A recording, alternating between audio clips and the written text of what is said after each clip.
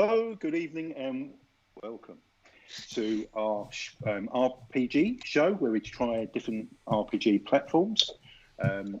Tonight we're playing Tales from the Loop. I'm sorry that I haven't had time to go and get dressed up, but we're going to play like this anyway, so hopefully you enjoy yourself. The wonderful Millie is actually going to try and keep us in order. And Millie, I think you do this a lot at UKGE, don't you? Sort of. I was not this. Not this. No. I was going to run this adventure for UK Games Expo this year because normally when we have a physical expo, I'm kind of locked in a place called Toot Suite, making sure all the seminars happen. And then running around to just various places like that. So this year was the first year we managed to schedule it in. I submitted it like everybody else. It was approved. I was really excited. And then Corona Pirates attacked the world. Pirates, and we had to have a virtually expo, which was a very different experience because that meant I was doing what Mark is doing this evening, which was like, is this streaming properly? Is this going right? Have I put all the faces in the right place? Is that okay? What time are we at? That kind of stuff, which meant I didn't necessarily get the time to run a virtual version of it. But that's okay, because we're going to do it tonight. Okay, Millie, the next time I give you a real big build-up, your response has got to be, yes, I'm very good at this. I do this all the time. Yeah, I do a lot of GMing. We're going to play an adventure called The Boggart, which... The what? The Boggart. I was going to say, I could have been out at that point. Yeah. So I wrote this. This is up on Drive-Thru RPG. So it is something that's been play-tested quite a bit. If you're from there's probably a couple of people. Let me check. There's probably a couple of people who have play tested this for me watching tonight, so they kind of know what's going on and what the surprises are. But yeah, I've done this quite a bit. This is not my first video. That's the right answer. That second time round, that was the right answer. So it might be useful, Millie, because not everybody is going to be familiar with this world as you are. I've never played this before, but if you can give us a brief overlay of what this is about. Right, so Tales from the Loop is a little bit of a different style RPG. If you're not into like high fantasy or Lord of the Rings style stuff, this is actually quite a nice change of pace. So this is set in what Free League called, the guys who designed this, Free League called the 80s that never was.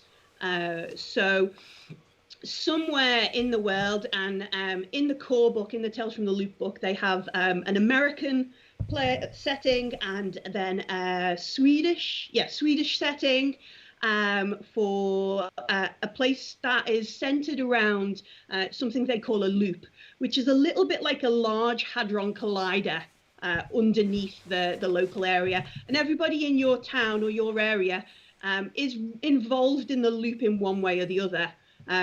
It's a bit odd. So the loop funds a lot of weird experiments.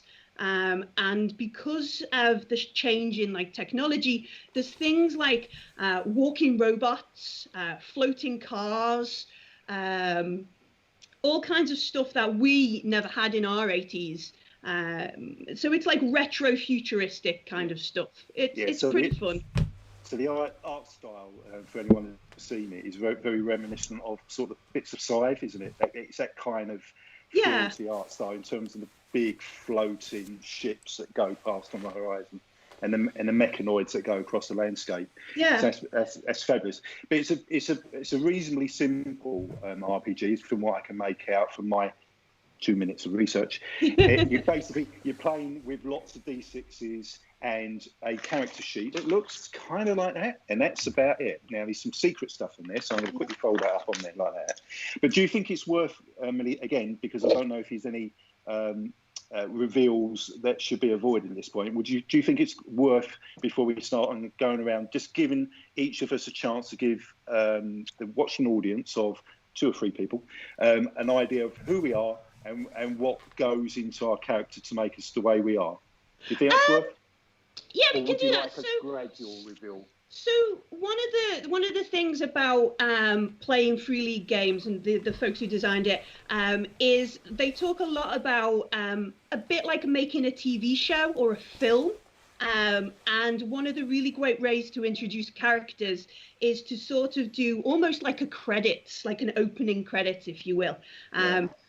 So before we kind of dive into it, I just need to ask, out of the four of you folks, out of your four characters, who's going to have everybody over for like a sleepover, maybe in the treehouse or tents at the bottom of the yard? Whose house is it likely that we're all going to go to? I got the barn. You've got a barn. The barn sounds I good. think sounds the cool. hayloft. All right, okay. The hayloft. Hicks barn.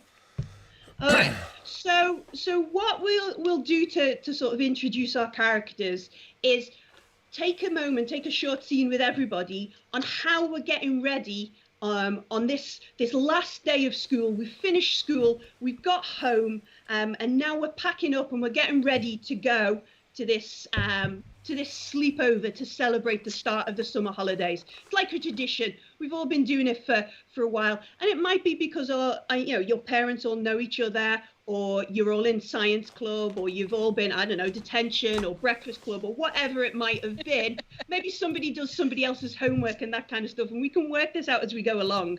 But how are we all getting ready to go to this hayloft, and who wants to go first? I'm going to take charge of that because Oh, one's okay. going to want to go. So I want to introduce the man who looks very tired. He looks like he's got bags under his eyes at the moment, but it's actually makeup. Not that there's anything wrong with makeup. You'll notice I'm also wearing a very nice shade of mascara. Mark, would you like to kick us off? Sure. Okay, I will start my scene at my brother's house. It's flat. So I have an older brother, Gavin, who's got a flat in town. So I'm there at his house. I had told my parents that I was going out, but they kind of went, all right, and let me leave. And is that typical for your parents? Do they always sort of just like, yeah, whatever? Yeah, they're pretty cool. They let me come and go as I please. That's pretty good. It's a good deal. So you start in there, and is Gavin home? Or is he mothering you, sort of thing? Is he like, have you got a sleeping bag, Ryan? Ryan, did you put a sleeping bag? Put the cans of Carling back in the fridge, Ryan. I did make some sandwiches for you, though. Have you got those ready? Is that the sort of thing, or is he? Yeah, is he not? He's sort of more interested in the music I'm going to take. Make sure that I've got some good tunes. He's looking through his vinyls, looking through some cassette tapes. Yeah. All right, so what we see is your character Ryan, and he's got his duffel bag. Yeah. And Gavin, as your sort of thing, he goes, whoa, Ryan, wait, and he pulls out like this cassette tape. Yeah. And he hands it to you. He goes, you've got to wait till sundown, friend. You've got to wait till sundown, buddy. And he hands you that. And then he goes, and he darts back over to the side, but everybody's got this drawer. Pulls open this drawer, and you remember the giant batteries we used to have for ghetto blasters. He pulls out like a new pack of them and this little cassette player for you. He goes, couldn't let you suffer in silence, friend. There you go. Look, take care tonight. I'm going to be working late, but I'll bring some leftovers so you can have them for breakfast tomorrow. Have a great one, friend. And he sort of pats you on the shoulder and waves you off. And what is it? Is it like you in a leather jacket and the leather jacket, the old bandana. I'm trying to grow my hair out, but can't for school. So do what I can. Probably quite bitter nails. It's that kind of bit grungy. Yeah. And so when when Gavin kind of heads off to go and get changed for his work, do you go back in and like help yourself to any treats or any, do you sort of scoop up extra bits, or are you just like, yo, I'm off kind of thing? I get a couple of cigarettes because it'll probably be quite cool, and help, because I think I'm one of the younger ones in the group, so it'll help me like get a bit of cred to bring some cigarettes with me, and looking around for something to drink, but it's like mostly half empty cans already, so it's a bit like so I sort of grab one of them to pretend like I've already drank the first half when I get there. Oh, okay, yeah, sure. So I don't really like beer. Yeah. So you leave. Whose house are you going to next? So as we sort of take that kind of pan as Ryan heads down the high street, whose house is he walking to? So I think, well, I'm probably going to go past Amy's house. Like Chris told me that I had to get her on the way. Okay. So I was like, reluctantly. But sort of, I see her house and she's got a bit of a drive, so I just stand at the bottom and like look nervously up at the house. All right. And so, Liam, what's happening in Amy's house right now? As you know, Ryan's probably going to arrive any time in the next 15 or 20 minutes. What's the situation at home? So I'm getting ready. I'm looking forward to the fact that we're going to go and have the sleepover, and I'm going to be with the guys because I like the guys, because I've struggled being a girl because I'm not a girly girl. So I've always had mates that are boys, so this is easier. And I'm trying to get ready and trying to pack things, but not be too fussy over it and look like I've not made an effort. So I'm stuffing my sleeping bag in, and I've got my Walkman with me and some extra batteries for my Walkman. And my grandma's annoyed at me because she can't understand why I can't just be a girl and why I can't go and hang out with the girls. Why do I have to always go and hang out with the boys? I'm going to get dirty. I'm going to get my hair in a mess. I'm going to come home filthy and covered in mud. But she disappears off, and she comes back, and her concession to letting me go, because she thinks that even though some of them are younger, the guys will look after me anyway. She gives me a big Tupperware box with one of her orange drizzle cakes in it, covered in chocolate, so I can take it with me. And she just faffs over the fact that my hair's a mess and everything's falling out my bag. And my concession to her is to say that I'll take a scrunchie with me to put my hair up. Then when she's gone, I kind of look in the mirror and I pick up some lip gloss anyway, because there's no harm in looking sort of nice. And I run downstairs with a backpack. I nip into the kitchen, pick up a bottle of pop, got some Corona Orangeade, because why not? Yeah, I remember that. And on the way past, my grandmother tries to give me a kiss, and I run past her outside to the back gate. I've got my yellow and blue BMX, and then wander down a drive really slowly and casually, looking like I'm really cool, and I wasn't in a rush at all. Yeah. So we mentioned, so in the house we see your grandma fussing over you. Is this because like Amy's parents are off at work? Does she live with her grandma? What's happening there? Like, what do we? So she goes to stay with her grandma a lot when it's school holidays and things, because her parents work. So she was supposed to be starting the first week with her grandma. And instead, she's managed to use that to her advantage to get out on the first night of the holidays and not actually stay with grandma, but go and hang out and have an adventure instead. Okay, so she's there. You can see her like looking out the net curtains and squinting and frowning at Ryan at the end of the drive, kind of like. And I'm rolling my eyes. I'm like, can we just go? Can we just go? Yeah. But with that makeup and that hair, she might think that you're hanging out with a girl. Yeah. She's definitely like as you leave, kind of thing. And she doesn't go from the window until like you're way down the street. You can see her watching, just in case, I don't know, suddenly like you fall down a hole that was never there. She's just watching out for you. Overprotective wise. And so are we heading off to Chris's house? Is that where we're going next? That's the plan. All right. Yep. So what's the scene at Chris's house as these guys are pushing BMXs and talking about music on the way to your house? So as they approached a very long drive to Romney Towers, which is the hall where I lived with my parents, they see a quite a tall, angular figure standing off to one side of the drive. Seems to be skimming stones at glass bottles, which are resting on a couple of fence posts a little bit out into the grassy sort of parklands that surrounds this drive on this approach to this manorial palace type arrangement. And he looks up and sort of barely acknowledges them as they push their their bikes through the gates, and they loiter at the gates because it's quite an imposing scene. They know they're not really allowed in here.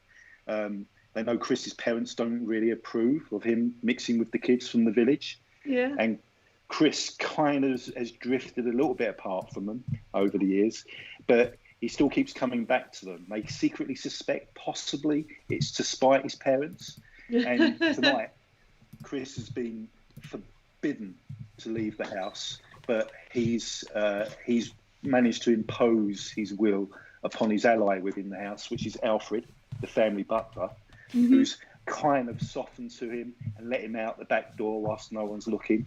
And he sauntered halfway through down the drive, and he stopped there, and he's not entirely sure whether he wants to go to this sleepover. But even though they've drifted apart, as he looks at Ryan as he sort of pushes his bike towards the gates, he kind of rolls his eyes a little bit and sort of looks at him in a little bit of disdain. But he softens a little bit when he sees Leanne's character. He's Amy he turns there. his face away, and he skims another stone at the bottle, and it smashes with a loud sound. He looks towards the house where light comes on. He shrugs his shoulders, and he saunters over. Long trench coat, big sort of calf leg boots on, which with floppy turnover bits at the top of them, like swashbuckling boots kind of thing. He's got a T-shirt with his favourite group on, and he's always been unconventional. His hair's dyed black. He's got piercings. He's got something through the nose, and you know he's doing it basically to spite his parents. He's not as hard as he's going to come across. He's known him for a long time, but he's got this brittle, hard exterior, and he acts up basically. He's been acting up and he's been getting in trouble with police for the last year or two. And he wants towards you, and he sort of winks at Amy, and he sort of gives a little lift of the chin. His chin towards Ryan, and he goes, we're going, and he wanders off away from them and over towards where the direction of Hick's house is. All right, so we start walking down the lanes. I gave that no thought whatsoever. You probably can tell. No, it's very much on the fly. I liked it. So what's it like preparing for everybody to come over to your hay barn, Francis? Is it chilled? Is your parents kind of fussing over it? What's the home life? What's the scene like? It's dead easy. It's always dead easy. Just make sure there's a bottle of vodka out on the side so that distracts mother. Okay. She gets started on that early, and that's it for the night. She's gone. Yeah. She leaves the cigarettes out, so they're gone. There's usually a couple of half bottles of White Lightning in the fridge that can be snaffled away. I did make sure that I lifted the new Poison cassette on the way back because I know Ryan likes that kind of crap. But I've got a cassette player but no batteries, so hopefully we can sort something out with that. But apart from that, it's arrange the hay bales, make sure it's warm in there. Is it a cattle farm or is it a crop farm? It's a bit of both. Okay. It's whatever we can. So I had to slop out the pigs, which is a pain in the ass, but Stan helped out. He always does. He's a good lad. Helps around the farm. I'm sure something's going on with him and Ma, but he'd be better than the old dad was anyway. Yeah. And he bummed me some extra cigarettes. He didn't know I'd already nicked some from Mother. So I've got 2 packs. Nice. Great. And one of them is menthol, which is good. Oh, even better. Along. So you got to have the menthol cigarettes. Yeah.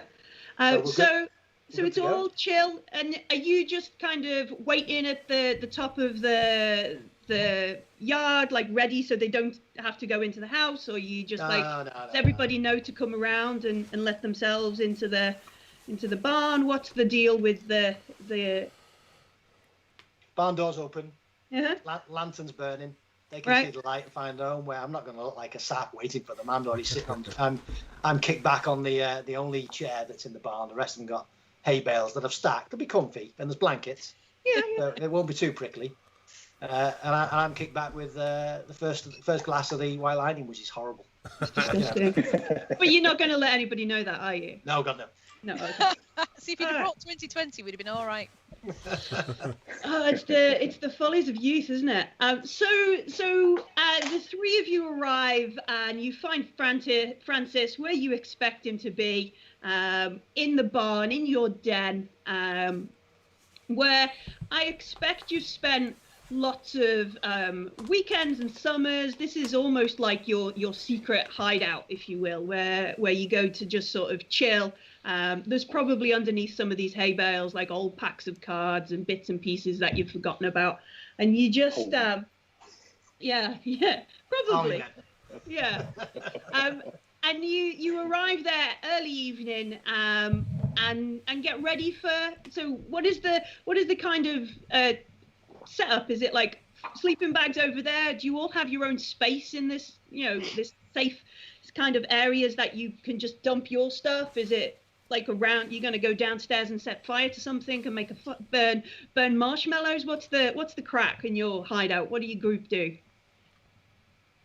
I've got the old tin can, old a large metal paint bucket that we usually burn things in. Nice. It's not quite like, in my mind, it's like those New York movies where the hobos gather round the big around the brazier. Yeah. It's just an old Dulux paint can that we can throw a few bits of paper in that I light with my Zippo and gather around, keep warm. If people have brought marshmallows, great. I've got some sticks somewhere we can stick them on. There's some crisps I can nick from the kitchen. There's some crisps, burnt crisps. Salt and shake. Salt and shake, yeah. Nice. Okay, so Chris will wander up to the fire and he'll give Hick a little look, and he'll look wistfully around the barn a little bit before his face hardens slightly.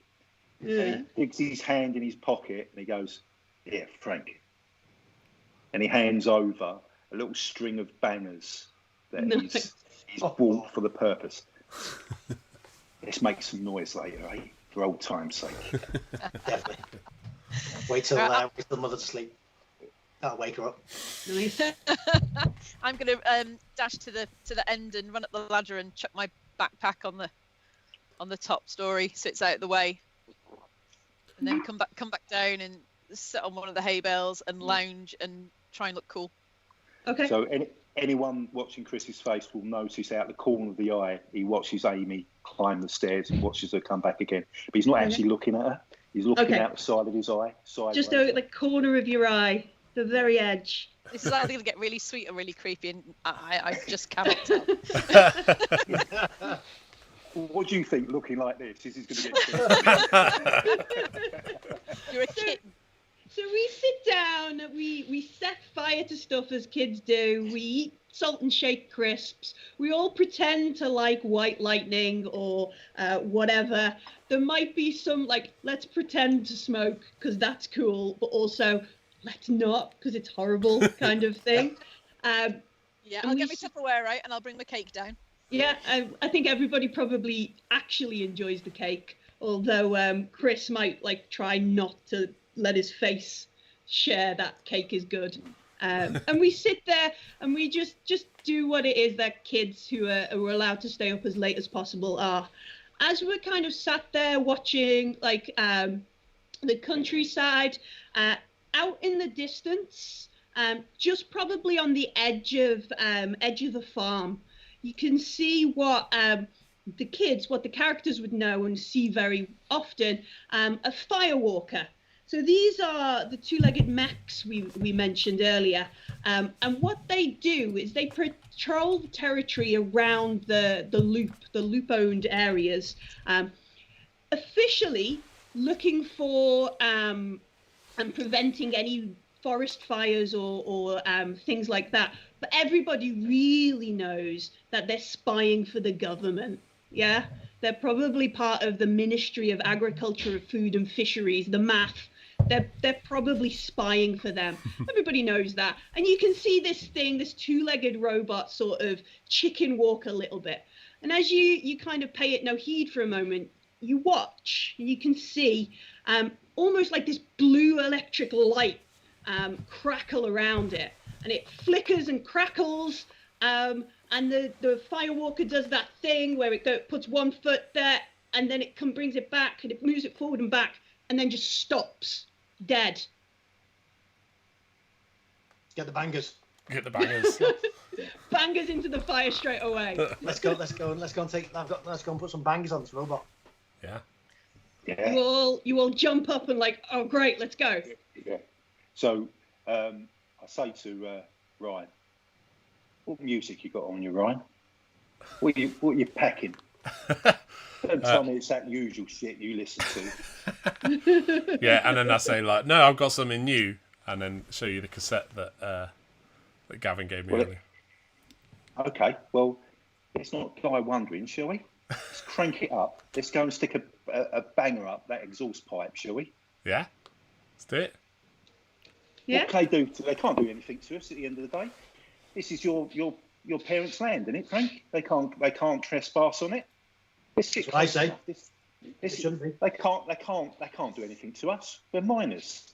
Come on, you only live once. Let's go. And he's halfway across the yard before he hears the answer of the rest of them. Look with an intent look on his face. Yeah. All right, so Chris just takes off. He's like off for some wanton destruction and chaos with whatever it is. I start sprinting, and then like I catch him up, and I realise I'm going to overtake him, but then I don't know what I'm going to do because I haven't got the bangers. So I sort of slow down a bit again, and so I don't want to get there and just stop and like look back, wait for someone else. I'll roll my eyes and pull my headphones down around my neck, and then wander off after them. Yeah, all right. And then Francis, is he there as well, Frank? No, I'll follow behind at the end because I'm the one with the lighter. You got bangers as well. Okay, so you get there, and you can see when you get pretty close. You can see normally these things, like I'm sure that one of them has been to school, you know, like we would have had like the police horse turn up and that kind of stuff. In our Tales from the Loop, they probably have like the Firewalker Day at school where they bring one of these things in and it does the movements. And you can see it doesn't look like it does when it's been at school. In fact, it's just no power lights or anything blinking on it, and it's still. Does anyone know what's inside one of these? Does anyone have a look? Well, they probably haven't shown you at school, so unless somebody's been to science club and seen it. How tall is it? It's taller than you. I think it's probably about 7 or 8 foot normally. And it's quite chunky, or? Yeah, they are a little bit chunky. They're big feet, big spread out feet. Mm-hmm. And then a big like head. You can see there's a camera on the front of it. It's got this long wobbly antenna on it. They have not really arms, but sort of wing-like things. One of them will pop out and spray like foam if there should have been a fire, and probably another one has got like a cutting tool or something on it. Can I throw a stone at it? Yeah, you just lob a rock at it. See what it does. Yeah, it flies over there. You can hear it go clang. So is it on the another side of the fence? Is it... Yeah, it's not come onto the farmland. It's definitely on Loop property. But the fence is just, you know, a boundary marker, really. It's not a big thing you could climb over, blocking your thing. In fact, I was going to say, so Chris gets a calculating look on his eyes. His eyes narrow slightly as he approaches the fence. He makes sure he approaches from a direction from which the camera isn't pointing. Mm-hmm. And as he approaches the fence, he scoops up somewhere where there's some dirt, a sort of a handful of dirt. Yeah. Hopefully with some moisture on it. And what he's going to do is he's going to, if it's a barbed wire fence, he'll lift up carefully one of the strands and step through it. Mm-hmm. And he'll come up behind this thing. Okay. And he's looking for which direction the camera lens is currently pointing. Oh yeah, it's probably looking along towards the woods on the other side. So what he's going to do is he's going to come up below the camera, mm-hmm. and he's going to gradually put his hand up. As he's getting close, that's when I throw the banger. Okay. quickly sort of mess the lens up with some mud just to obscure the vision, and he's going to duck back again, and he's going to look at the others and he's going, that's a pro tip for you, you can take that one away. All right, so just as you're about to kind of cover it and be like, pro tip guys, there's just this big pop, bang, pop, pop, pop, pop, pop, an explosion as Francis just lets all the bangers off. Does Chris kind of just like, does he startle or So is he as too the cool smoke- for it? As the smoke clears, Chris is flat on his arse. His trench coat is sort of off one shoulder and spread below him. His sunglasses, which he had on top of his head, are off to one All side. wonky. And he looks slowly towards Frank, and he gives him, his eyes narrow, and he gives him a really mean look. Whereas I look over at Ryan and we're both trying really hard not to laugh. There's this lovely moment where Chris is just sat on his bum near this towering thing behind him. You can see there's dirt on it. Legs splayed out in a V before him. He's lost all dignity at that point. I'm crying. Really, I'm actually braying like a donkey and crying with laughter. While all this is going on, the chicken walker, the fire walker, hasn't moved, hasn't reacted, hasn't, like you'd expect it to have sort of, like, especially with the explosions, sort of turn around and try and put the fire out or deal with the threat. It's not done a thing. Is there anything? Can we see anything on it where we might be able to open it or like get inside it? Yeah, you wanna run over and start kind of looking in the back of it and rooting around. Sure. Give it a go. Yeah, that's piqued my my computery interest. I want to have a look. All right, so who wants to make? Let me just double check. I need to remember which system I'm in, because that's always a confusion. If I ask you to make panic rolls, we're not playing Aliens. That's wrong. I can give you a boost up. So whilst you're looking for that, Millie, is this sort of hatch or entrance that he's now receiving the attention of Ryan? From my vantage point, can I tell if he's a kind of a keyhole or something like that? And I'm starting to rummage in my pocket for the skeleton key that I always carry with me. That's my useful item, by the way. Oh, it's got, yeah. on the firewalker, is that so? It doesn't look like there's a lock or that kind of stuff. But if Amy could make a Tinker tech roll, so what we're going to do here, so Tinker, so tech is our skill. What number do you have in tech? 5. 5. And do you have any numbers in the extra bit Tinker? Yes, 2. 2. So we're going to roll 7 dice, 7 6-sided dice. Okay. And we're hoping to get at least a 6 on one of them. Okay. What was your item as well? Can that help you? Yeah, does my item help, Millie? What is your iconic item? It's a Walkman with Corey Hart playing on loop. Probably. Okay, so how would that help you? How would that help you work out how to find where the access panels or such are on? Because these guys are looking to me to get the electronic-y thing done, and I am trying to give off that I know what I'm doing vibe, and I need to be calm and cool, and the song is Never Surrender. And I'm like, right, okay, just breathe. Right. Got this, you know what you're doing. And you've definitely rolled a 6. Cool, she puts her headphones on, drowns out the hysterical laughter and probably the little bit of grumbling that's going on. And looks over this one. And did you get 1 6 or did you get more than 1 6? I got 1 6. Oh, okay. So yeah, you find this access panel on the back, and with a little bit of like tugging and a little bit of pulling, it folds down. And what you can see on the back is a CRT monitor that must live inside this thing, and a little robust keyboard. Cool. Yeah. So, should I enter a command prompt and see what happens? Yeah. Just type password. It's always password. Control Alt Delete. This will be like a Vic 20, guys. It'll be like hold down F3 and F4 and press play on the cassette tape.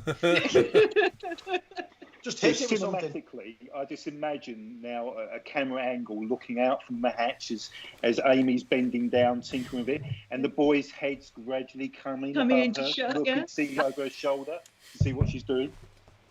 Yep. So Amy, she can bash on the keyboard all she fancies, but there's like no whatever's happened here, it's short-circuited, or it's switched off, or it's in it's in a reboot process. Nothing happens. I'm having a look at its feet, see if it's stepped on something. Yeah, stepped on like power cables or. I mean, I think you probably know there's no power cables or anything around here. It doesn't look, as you're looking around on the floor, you can see that there's a little bit of singeing in the grass, but nothing around. No. So it's tall than us, obviously. Yeah. It's above our head. So are we able to find footholds to get on top of what effectively is its back to get to its head? You want to try and climb up the firewalker? I think that's what I'm saying. Yeah. I think that's exactly what I can give you a boost if you want. Okay. Yeah. So I look so at that's Frank going to and say, be. You've done enough. You've done enough for one night. You leave me to. Come on, I'll give you a big boost. That's going to be a body move roll. If you Okay. do let Frank help you, you can have an extra dice. So what I'm going to do is going to sort of, having made this statement, I'm going to view the work job in hand, and I'll say. The thing to consider about helping someone, though, is if they fail and suffer some consequences because of that, it also happens to the person who helped. I'm still going to help. Good. Okay. Good. So I'm going to look at this and I'm going to say, kind of in an offhand way, if you want to help, Frank, you can. Obviously, I want to include you and everything. So I'm going to take his help because I've judged this might be slightly beyond me. So I've got 5D. D6. Really? Yeah. How many extra do I need to add to that? So we're doing a move roll. So that's your body. And do you have any numbers in move? I've got no moves. Okay, so just 5, and then you'll get one more from the assistant. So you're going to roll 6 dice altogether, and we want at least 1 6. At least one. The tension is palpable. And we have 2 sixes. Excellent. All right. So when you get an extra success, sometimes you can do things better, or you can add an effect on or something like that. So maybe when you come back later, you know how to do it quicker or faster, that kind of stuff. You maybe get a bonus to try it again another time. So it's up to you. You could do it like really cool, or you could maybe save this bonus for if you ever want to climb up a firewalker. So what I want to do is I want to scramble up the side of this firewalker, and a breath of wind catches my long frock cloak and blows it billowing behind me, like a cloak. And I'm going to be aware that this has happened. And again, I'm going to look at Amy out the corner of my eye to see if she's watching me, that kind of thing. So as I get to the top, I'm going to sort of readjust my coat and sort of look wistfully into the distance, and then I'm going to examine the head of this thing. So, and I'm going to pretend I didn't notice. Sure. Chris's background, his family fortune was made by his grandfather inventing a very popular type of watch. So he's always had a fascination with clockwork and things like that, and his grandfather gave him a special key, which is almost like a skeleton key. Like, it's very useful in opening locks, but also it's got attachments like a Swiss Army knife. Yeah, like a Swiss Army knife style thing, yeah. So it's got little tinkering little tools, little small screwdrivers, that kind of thing. So what I'm doing, at where the head meets the body, I'm looking for whether it unscrews or if there's little bolts or screws that could be manipulated in some way using this tool. Yeah. So you sat there on top looking cool for a moment, and then you examine the head of this firewalker. And yeah, there are things bolted and screwed on. You can see how to, if you wanted to invest some time in it, you could probably pull the camera out. You can see how the antenna connects down to the computer that Amy's looking at. There's all different bits and pieces. If you wanted to scrap this dude, you could definitely take him to bits. Well, I'm particularly interested in the optics of the camera, so I'm going to focus my efforts trying to retrieve the camera unit. Yeah. And anything that may be behind it, such as some sort of recording device where whatever the camera's shooting goes into it. Sure. Yeah. In order to do this, we want to see how well you do it. So we're going to make a tinker tech roll. As you said, you're using your iconic item. You get +2. Okay, so I've got a fantastic tool. In fact, so I am a fantastic tool, as many people will attest. But I've only got a tinker of 2. All right, so we're going to have 4 dice for this. We are, yeah. So I think I'm very good at it, but in reality, I probably get more electric shocks than I should really when I'm tinkering with stuff. So here we go. How many 6s do I need, Millie? Give me a target. Just at least 1. This isn't going well. This isn't going to go well, I can tell. So we have 2s and 1s. 2s and 1s, right. Okay, cool. So obviously we've not done it, but we've got a choice here. We can either use a luck point and get a reroll, or we can take a condition, which means you will have -1 to your rolls for the rest of the game until you have the opportunity to reduce your condition and roll again. Okay, so just to explain that as a mechanism to anybody at work. So I've got 4. So these conditions are upset, scared, exhausted, injured, and broken. Yeah, so broken is the last one. Broken is the fun. When you have 4 conditions, they don't have to be as prescriptive as that. So if you wanted to say that Chris was embarrassed by this, you could sub that in. You could say he was... You know, there's a bit of room, but once you have 4 of these conditions, then you're broken, and your kid needs some time alone or with their grown-up. So I'm going to take a role-playing choice here. Okay. Okay. I'm upset that I've embarrassed myself so much. So that means I will be rolling 3 dice. Have I understood that correctly? Yeah. So I take 1 dice away from the 4 that I originally had because I'm now using the upset to give me a reroll. Yeah? Is that the way it works? Yep. Cool. So my squint up even more. I'm giving this puzzle a real hard look, almost as if I can impose my will on it. And I'm now, again, sort of digging in there, trying to get it to work. And these 2s and 1s. Oh, so again, this was not meant to be. What are you doing up there? Can I wobble one of the legs? I want to start seeing if I can smash it off.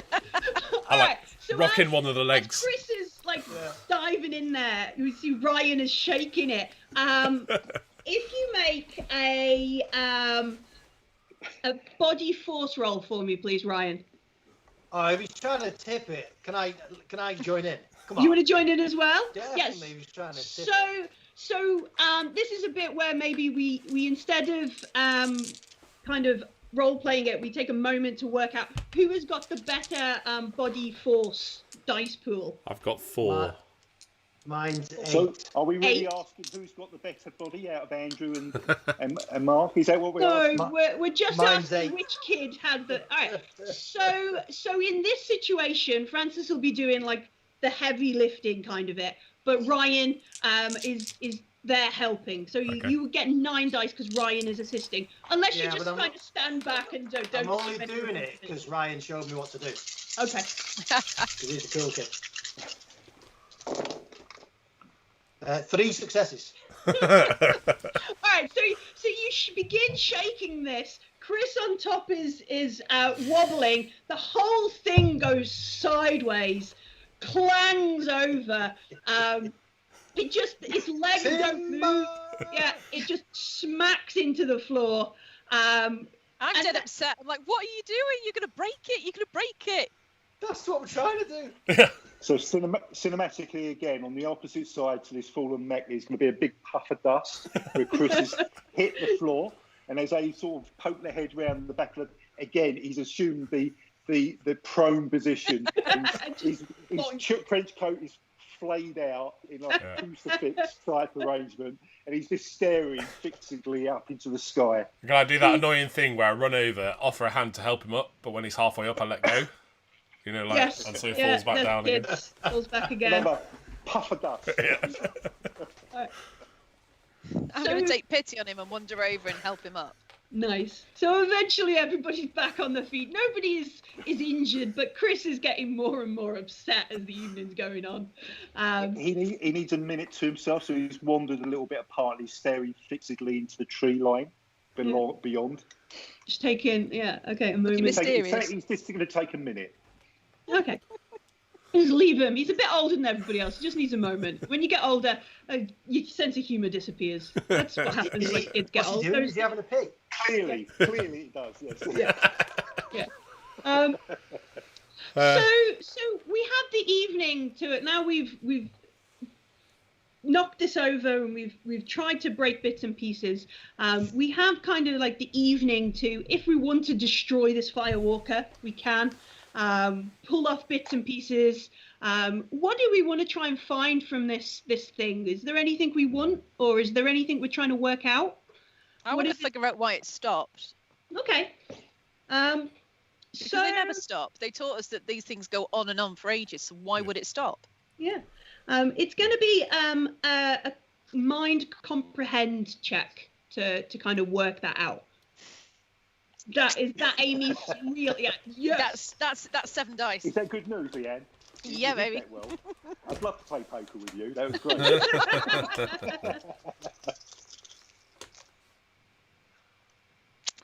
2 successes. All right. So you can ask me two questions. Just kind of looking at it, you're definitely sure like that lightning or something that you saw earlier is some sort of power overload or something. But you can ask me 2 more questions. And these don't have to be questions that you think on your own. These are as players you can kind of get together and ask. But it'll be Amy who works it out. Does that make sense? Yeah. Yeah. Yeah. So 2 questions. So, well, one of the things I would have asked there, guys, is whether this was something external or internal. But Millie's already said it was something. We think it's a power overload of some description. Yeah. So we know there's nothing outside to look for. What else could we ask? Whether there was any kind of recording device on board, I guess. Like whether there's something that we could watch back somehow. Yeah. Maybe it had a VHS inside it. Yeah, because it's got the camera and it's got the screen. Poker face here. No, poker face. It's Betamax in this world, Mark. Betamax one. It's the 80s that never was. Yeah, that never was. Betamax. Nice. So, is that We're our first question? already on mini disc here. Yeah. Our first question: is there some sort of recording in here? Yeah. Is there some sort of recording in there that we can access? Yeah, and there, as you sort of look at it now, it's led down. You can see like inside some sort of VCR thing. If you can maybe get in there, you could pull out a VCR cassette, and then you just have to find somebody who's got a VCR player. Okay, cool. And what else do we want to know? What else do we want to know? Maybe if there's like. Maybe whether there's any signs of life, you know, like a plane has a black box, like if there's any little beepy things warning people that it might be there. Oh yeah, like trackers and alarms. Like a recovery thing or something. It's a robot. It's got to have guns or something on it, or knives or something. Do you think there's a weapon you can take? Well, no, Yeah. there's a blade on the other hand. She's already said that. Yeah, we've got a blade. Yeah, it's like a mini, what is it, Jaws of Life, the thing the fire brigade have, little things. So there's one of them on it. You can see that. That's not a question. So as they're sort of bent over the carcass of this machine, in my moment I'm taking, I'm wandering back up the path this thing has traversed. So I presume I can see. Yeah, you can see in fact, the flattened grass. It's almost like got a predetermined route that it takes on a regular basis, so you could follow it back through the woods. That's an easy peasy thing. You can see the perimeter. Yeah. Yeah. So I'm kicking stones as I'm going on. I've got my hands very deep in my pockets. My shoulders are slumped, but my eyes are darting one way and the other. I'm looking to see if there was maybe a tripwire a little bit further off, and it had staggered to fall and to a halt or something like that. It's a bit dark right now, so that's quite hard to kind of see, but it doesn't look like there's any booby traps or anything about. Unless I fell over it myself. Puff of smoke. So in that case, yeah, let's go for looking to see if there's any sort of alarm system in there that we don't want to trigger. All right, yeah. So connected to that big wobbly aerial that you see, there is like a little sending and receiving box. Amy is quite good with, she's a computer geek, so she's like, oh, it must have a short VCR, and it'll send the tape back to Loop HQ, and then it'll write over the tape again. So if we don't take the tape out before it gets power back, we'll never know what happened. So that's it. So let's call Chris back and give him the opportunity to look cool, and I'll ask him if he thinks he can get the tape out using that multi-tool of his. Right, so Chris sort of deigns, he sulkily sort of reapproaches the group, he's not looking at the boys at all. He's not looking at them. He's not making eye contact with them. You can tell that he's got a right cob on. As he's walking back up. Chris, that's the first time a woman's asked to see your tool. And then I ask him if he had a nice trick. He utterly ignores it. So he sort of bends sort of reluctantly to look into the interior, and he takes. It almost comes out like a flick knife. He sort of flicks it open, and it sort of arrays like a Swiss Army knife. Sort of tools come off the tools, and he examines it. It's a little magnifying glass and this kind of thing. And he sort of looks, and he starts to, reluctantly approach. And as he gets close and looks at the mechanism, you can tell he starts to go into more of a world of his own. He sort of. Is it like that Beautiful Mind kind of thing, where that sort of stuff flies past? Kind of like that, but not quite as beautiful. Yeah. Okay. So he's got little scissors to maybe clip wires and things like that. So he's looking at the best way of actually retrieving this in the most ergonomic way. Okay. So I think. Hey Ryan, he's going to botch it again, isn't he? Yeah. Can I investigate and just see if there's like a button that you can press just to get it out like a normal VCR? So sorry, what was that? What was that, Mark? So can I like investigate or something and just see if there's like like a normal VCR where you just press a button and it just comes out? Like... Sure. Yeah. You look around. Yeah. Yes, I got a 6. Yes. There is no normal VCR button. This is some custom work for Linsky Energy, who've made the buck. Okay, so what is it I'm looking at? Is a sort of module in there? Yeah, you can see it. It's like a weatherproof kind of box. You can see inside that the tape, there's VCR in it. It's a normal VCR cassette in there. And so you just need to be able to pry the bit open, but not do it so hard as to just trash the whole thing. Okay, right. Yeah. So I'm now approaching it like almost as it's an unexploded bomb. Okay, so I'm sort of going shh to the stop talking. When they're talking, I need to concentrate. So I'm approaching it now, and I'm getting closer and closer and closer, and I'm bringing my trench coat over so they can't see what I'm doing. So they can't see what you're doing. Yeah. So this is going to be a body force roll, and you're going to use your iconic item, which will get you +2. I am. So I've got body force of 5. Yeah. I think that's because I'm muscly and not that I smell bad. Yeah. I've got a force of 2. Yeah. So that's 7. And my tool, for the first makes time it 9. in my life, gives me an advantage. So it gives me another 2. So I'm rolling a sum total of 9 dice. Nice. But and how many 6s do I need? But you're upset. Oh, I hate that. You're upset. So you take 1 dice away. I got you're upset. Good call. Upset. I'm fucking furious. Wait till you get all 1s on this roll. Yeah. What do I need, Millie? Just one success. That's for it. the love of God, please, one That's all you success. need. One success. I have 3. Oh, nice. Successes. Nice. So you can pry it off. What you work out while you're doing that, because you've got a couple of extra successes there, if you wanted, you could make a couple of chops with your multi-tool and take the whole little weatherproof unit if you wanted this thing. I'm going to do that, but also I would like to actually Is there electricity in any of the wires? Can I tell as I'm sort of tinkering? Do they sort of fizz and sparkle? No, they don't. And as you're sort of looking in there, you can see that there must be some sort of like battery, and it's all charred and bright. Like you can see it's burnt inside as you're looking. So yeah, there's no danger you're going to electrocute yourself. Okay, well that wasn't what I had in mind, but anyway, that's good. So I'm gonna pocket this unit, and I've still got the coat over myself. And I'm leaning in. I'm hopefully feeling the other guys leaning in over me as I'm doing this. And what I would like to do is suddenly go bang and throw myself backwards as if I've received a massive electric charge. To see what happens.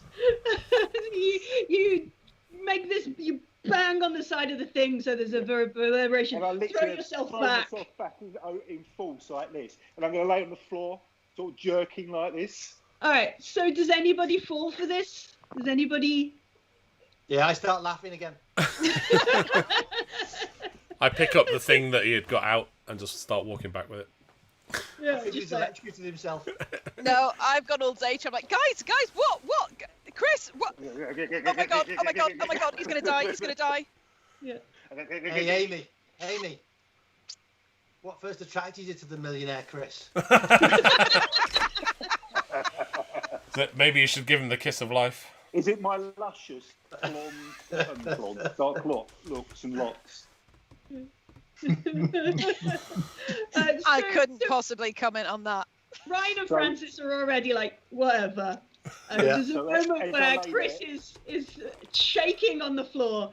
Amy's just looking down at him. I'm just standing there in panic because I'm like, well, if you're having an electric shock, I can't actually touch you to help you, but you're just vibrating all over the place and I don't know what to do. Scarred eyes sort of slowly open. I see it's just Amy there. And I open both my eyes and stop jerking, and I just give a little wink, and I just jump to my feet and saunter off. Yeah, before you jump to your feet, I kick you in the ribs and call you a dick. I thought you was going to say you kicked me in the butt. I'm a lady. No, because we're kids, so we've not got that vicious yet. Oh, you didn't go to the school I went to. So we walk back. We spend the rest of the evening maybe tinkering with the cassette player, the cassette thing. You realise that there is a mechanism that you can sort of wedge it open and the cassette will come out. If you had a different cassette, you could put a new one in. You maybe think if you could. You stash it somewhere. If you had your own TV or something, you could maybe glue it. That's dead easy, isn't it? I'm sure you've seen that in science class. And we sort of spend the evening kind of thinking this over. How late do you stay up? Do you stay up as late?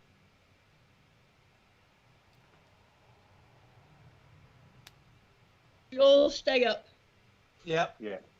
So I basically say to Amy, make rocket go now. So sorry, I was talking then, but I was on mute. Francis, has your mum got a VCR? No. Dad took it. Damn it. I was kind of hoping we could wait till she fell asleep. We had the best one as well, top of the line, Sony. Hold on, which of you's got the more money? Well, my dad, not me. My dad did. So I'm pretty sure my brother's got one. I mean, back at the flat. those math subsidies for your farm must be good, but vodka's expensive. And she drinks a lot of it. Yeah. Did you have a VCR because you recorded all of those sheepdog trial sort of programs that used to be on a Sunday in the 80s? John Craven. What were they called? One Man and His Dog.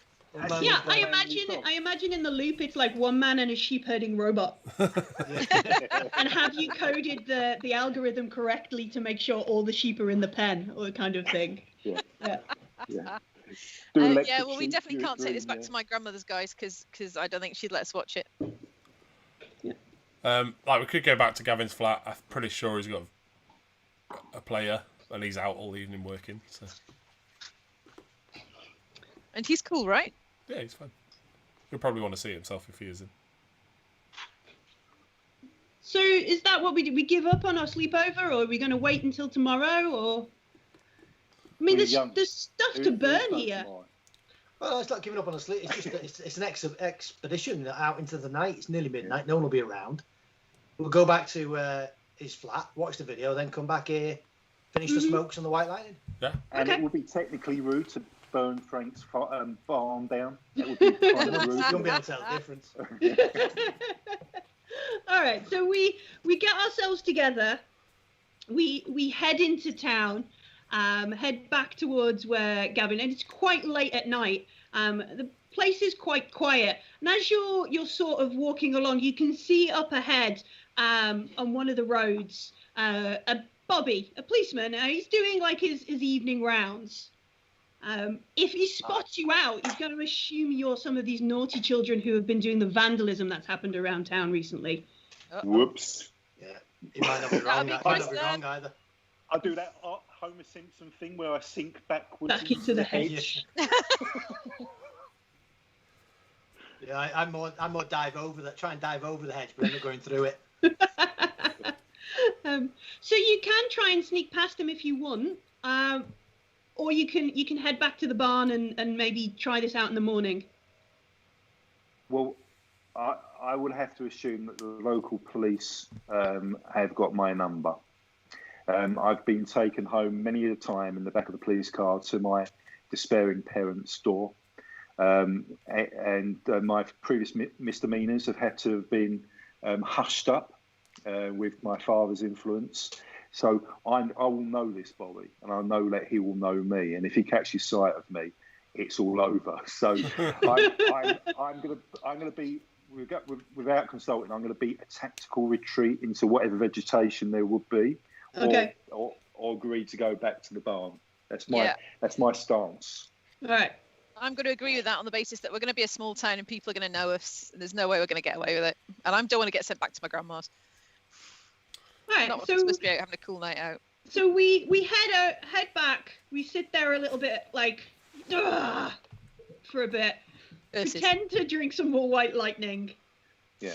And at some point, Millie, I'm going to wander back to the robot where it's laying in the dark, and using my little tool, I'm going to carve into the paint of this thing arseholes.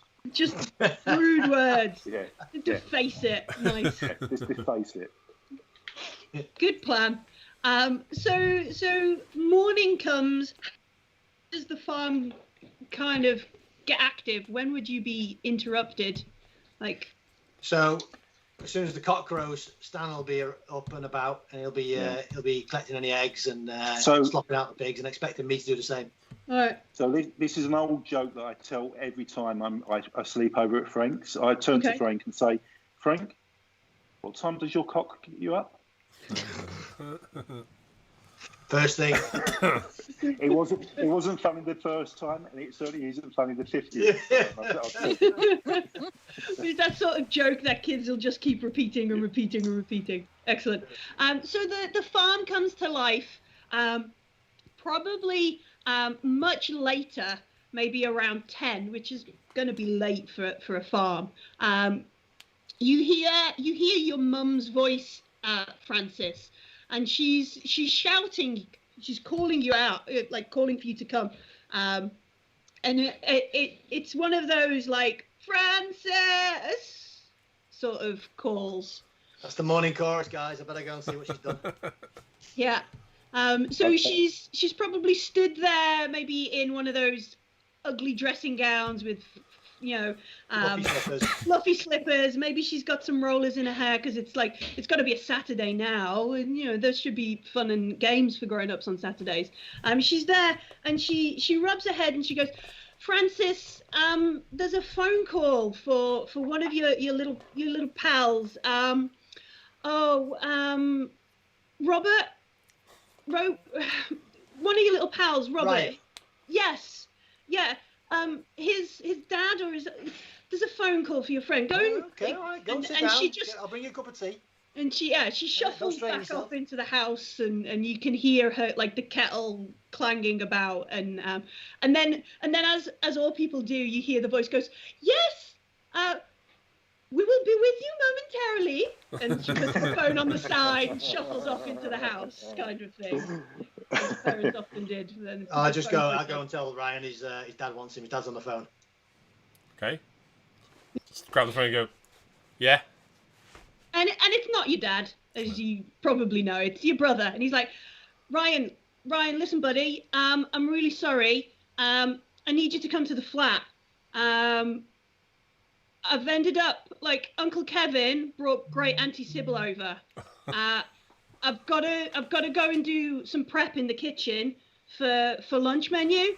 You're gonna have to come and sit with her until Mum and Dad turn up. I'm sorry, dude. But no, Look, I know it's a big ask, but she's old. She has to take pills every couple of hours. But she'll want to kiss me, and it's just awkward.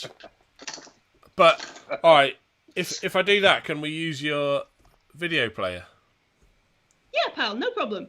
Awesome. Yeah, but like quick. All right, can my friends come? I've got to be there for 11. Can my friends come?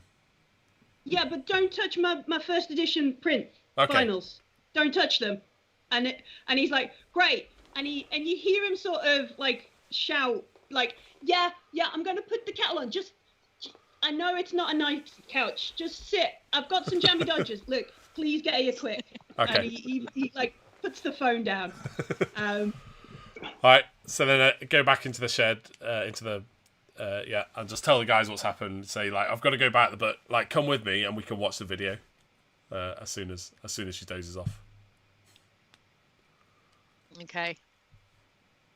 Who dozes off? My Aunt Sybil. I look at Ryan and I'm just shaking my head. Mate, your life is so lame. You're lame. What you listen to is lame. And then, can I do that thing? I just go like, bang, again, in his face. Again, cinematically, he's a puff of dust. And again, I'm laying there spread eagled on the dirt. It's a recurring theme. I'm like a weeble. I wobble, but I do get back up. So we have like a getting there moderately quickly montage. Do we actually catch a bus, or do we just sort of walk? Like I guess if you're gonna walk and I'm gonna amble at the side of you in my BMX.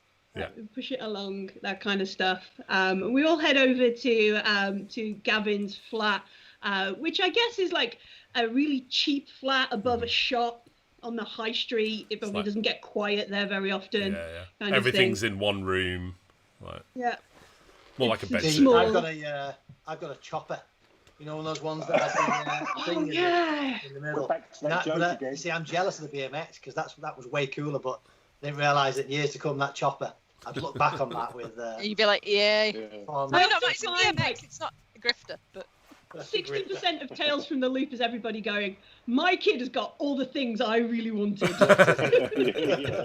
I've got that cool t-shirt, that kind of stuff. So we get there. Yeah, we get there. Gavin, you can see he's already got like his work uniform on. He's putting some sort of jacket over it. He's got a bag with all the other bits and pieces. And you can see sat at the table, the little tiny coffee table that he's got with like mess on it. You can see he's made like a tiny bit of effort to clean up because like a relative is here. And there's this old woman, skinny old woman, and she's sat. There's a cup of tea and a plate with jammy dodgers on because he's made an effort. And she's just spooning sugar into the tea, just heaps of it. And she looks up and waves at you all and goes back to putting all the sugar in the tea. And he's like, I'm sorry, just sit here. Mum, Dad said they're going to be here as soon as parents. But I'm just going to do lunch prep. I'm going to try and swap my shift around. I'll be back. And he reaches into his pocket and goes, look, he gives you a £5 note. He says, look, if it takes longer than I think, just go to the coffee shop, get some cake and stuff. I know. Get some cake and stuff. Just keep an eye on her.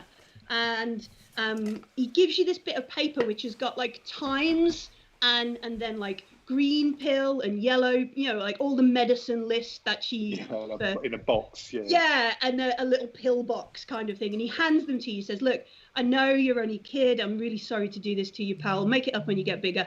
But there you go. Just make sure she has her pills. I've got to go. And he sort of waves at you, looks at Chris, Like, it does that thing with his chin where he just goes. Looks at Chris in the like. Maybe does that to you. Maybe he's met you once or twice. Like, there was a mention of jammy Dodgers. And he goes on the table, make sure Aunt Sybil gets some, and he leaves. He's like, out. You hear him like run down the stairs of and out, and the door slam. And you're just sort of left in this room, Granny, great aunt sitting. Yeah. And she's there, and she's still she must have got like half a bag of sugar in this tea right now. The spoon's going to be able to stand up. And she just happily seems to be away with the fairies doing it. Okay. I turn to Ryan and say, smells like wee in here. I look significantly. Is he his arm?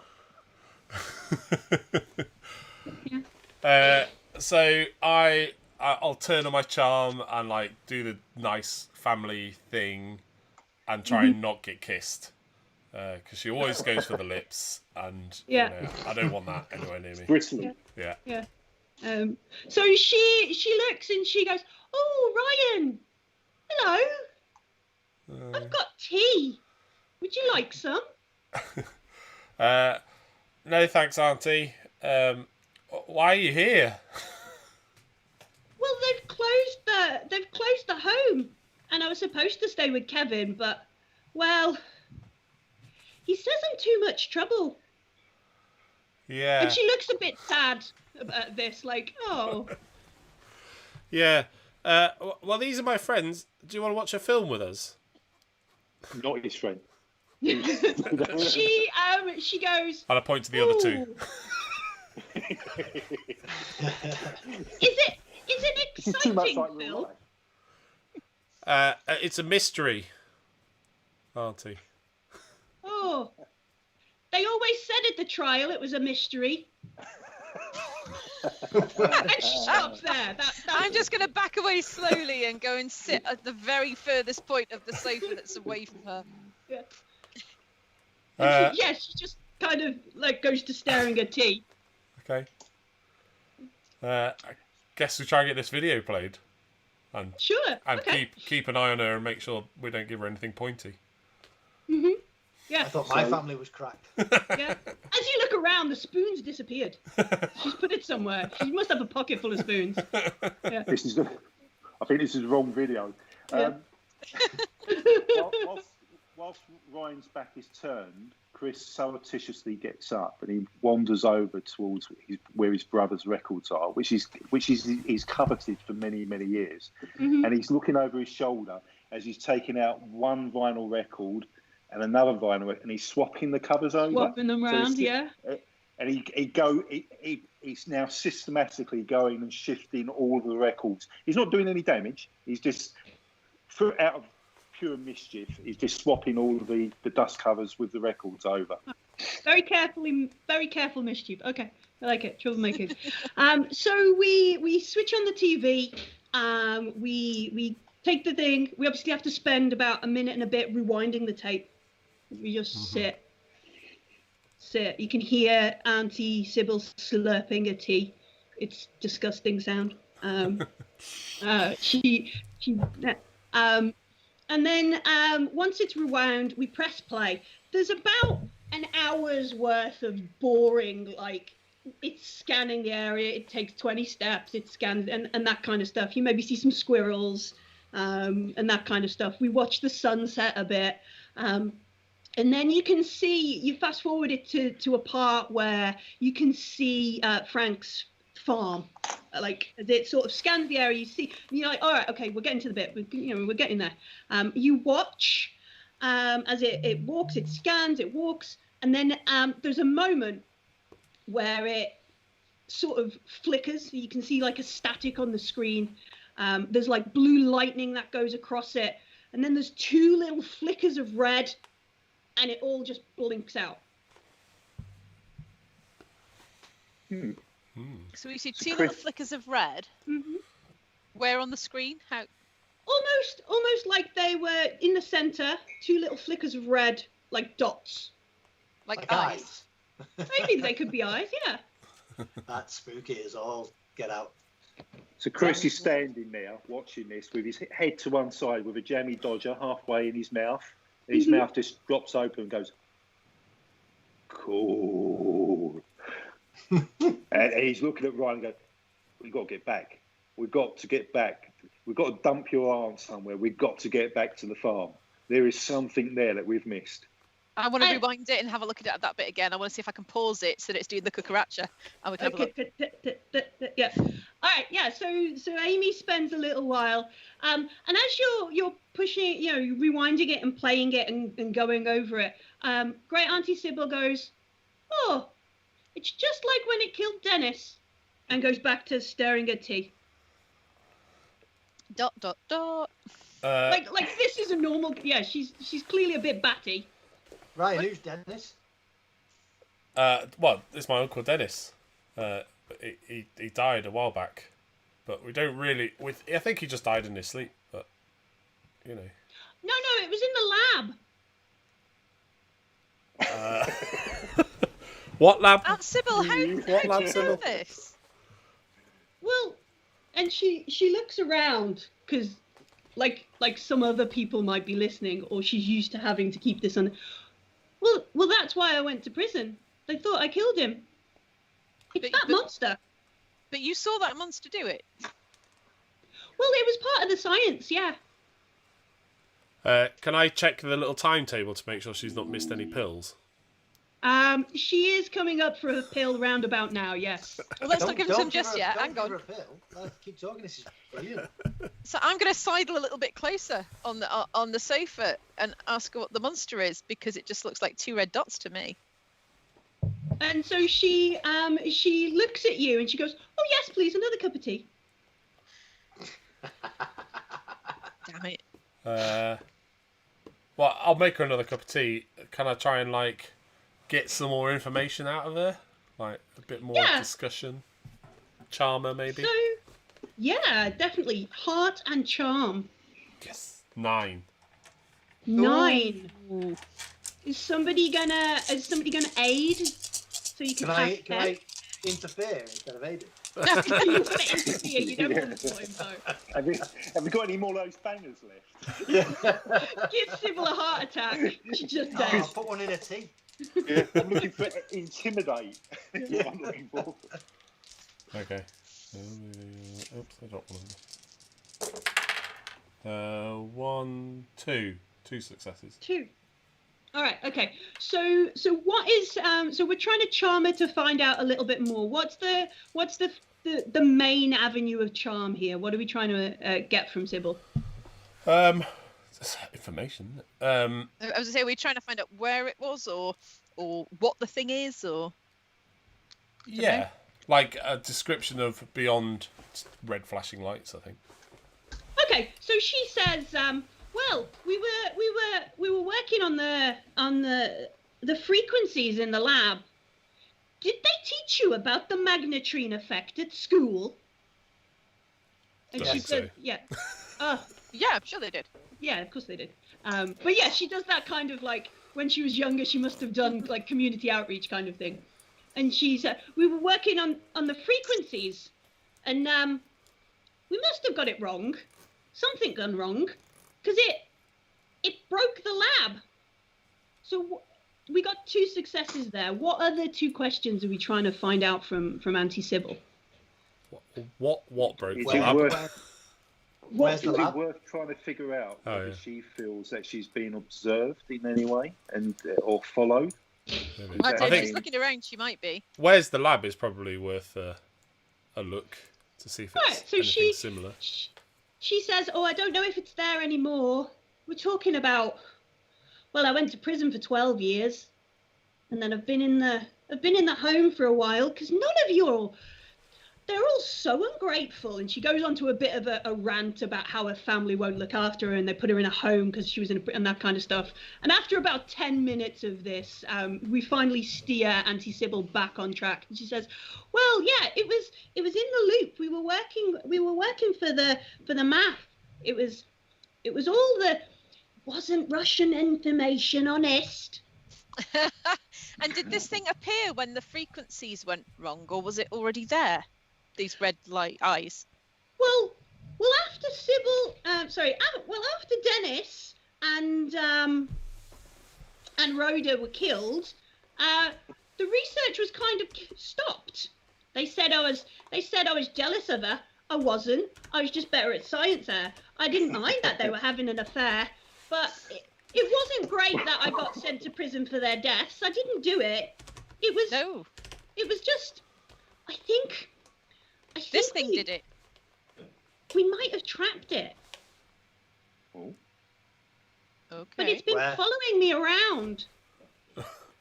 Oh, right. Okay. Ryan, is your brother particularly sporty in any way? No. Would he perhaps have a cricket bat or baseball bat hanging around in the flat? I think he has a baseball bat. Not for sports, though. Can I?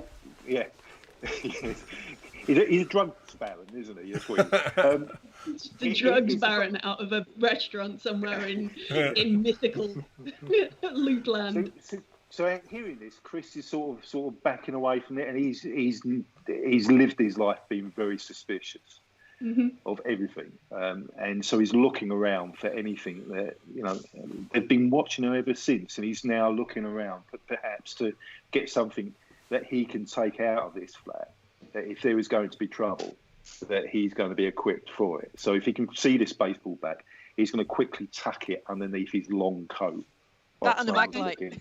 Yeah, maglite. I don't think there's a maglite in Gavin's flat.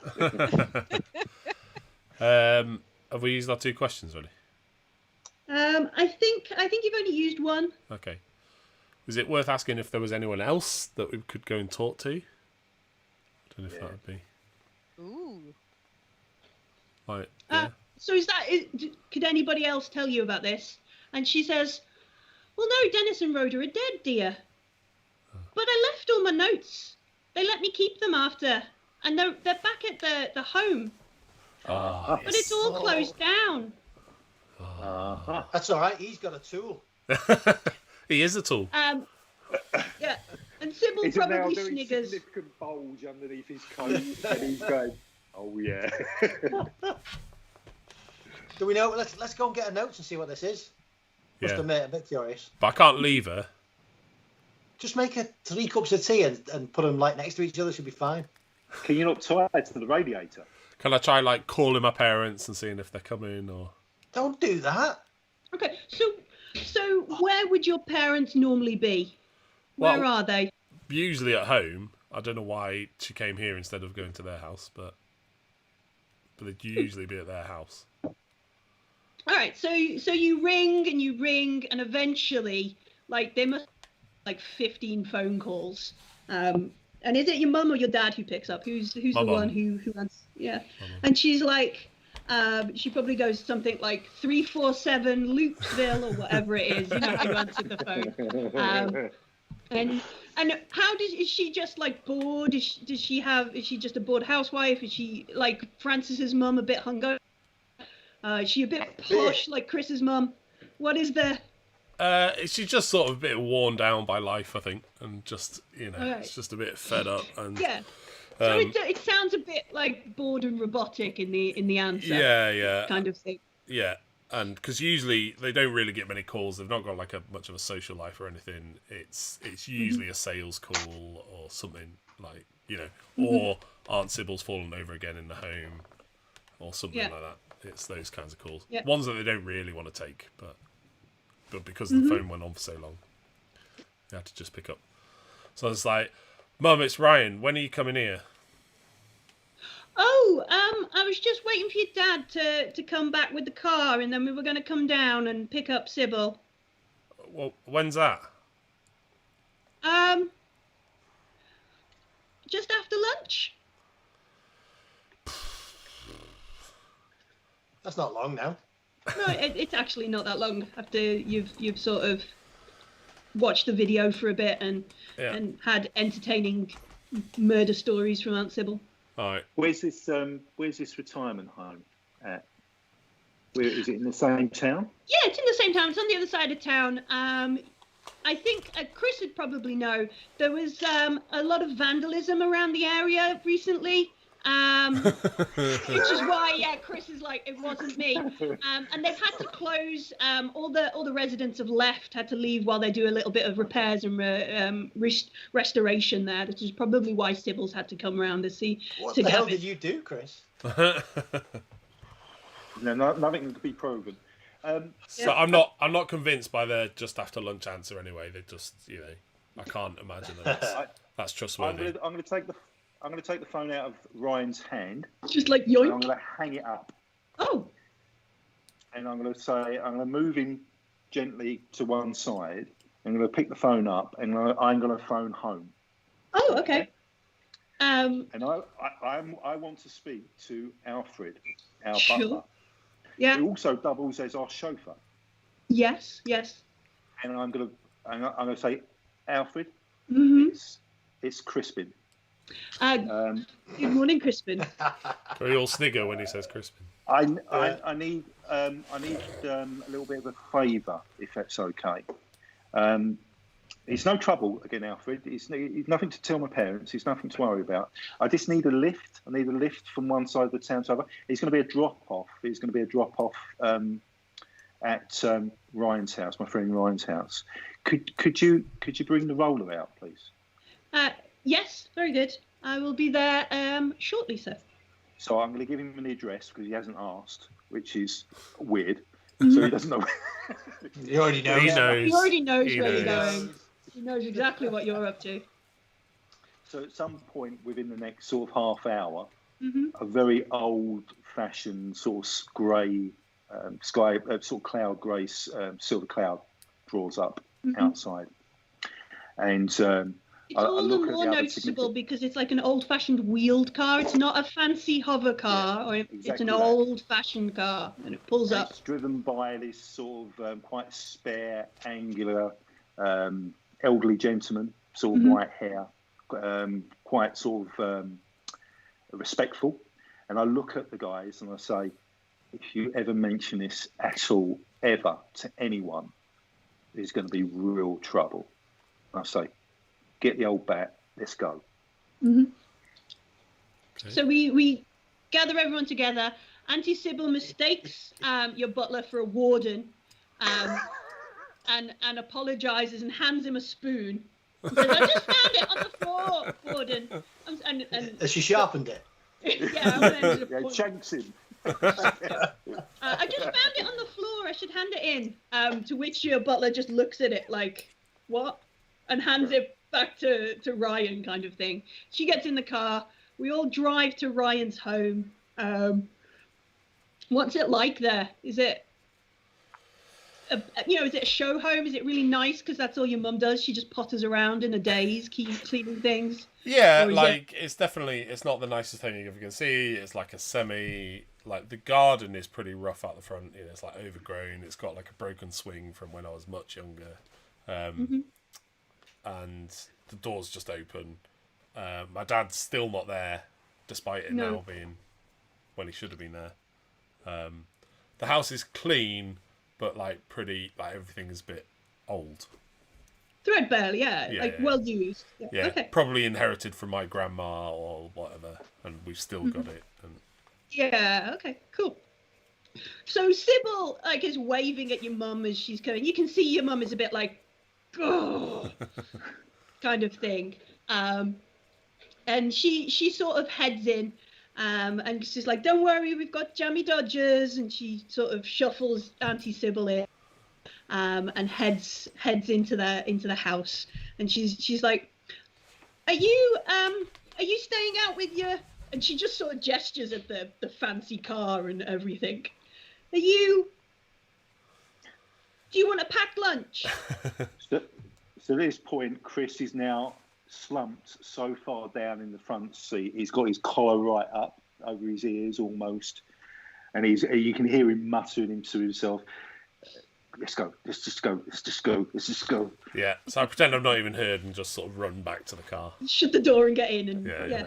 So I say to Alfred, can you, I give him sort of the rough area where I don't want him to know exactly where we're going. Right. Oh, we're meeting another friend on the street corner of such and such, and I say, could you drop us off there, please? Alfred, that'd be ever so much appreciated. Yeah, of course he does. He's like, should I let your father know you'll be back in time for supper? No, there's no need. There's no need. Alfred, your mother has asked that you are at least at breakfast tomorrow before they go to Sweden for the week. It's probably best they don't really come to an appreciation that I'm out of the house. Now, I'm not surprised they haven't noticed I'm out of the house, Alfred. We've had this conversation before, but I really appreciate you didn't tip them off that I'm out. Yeah.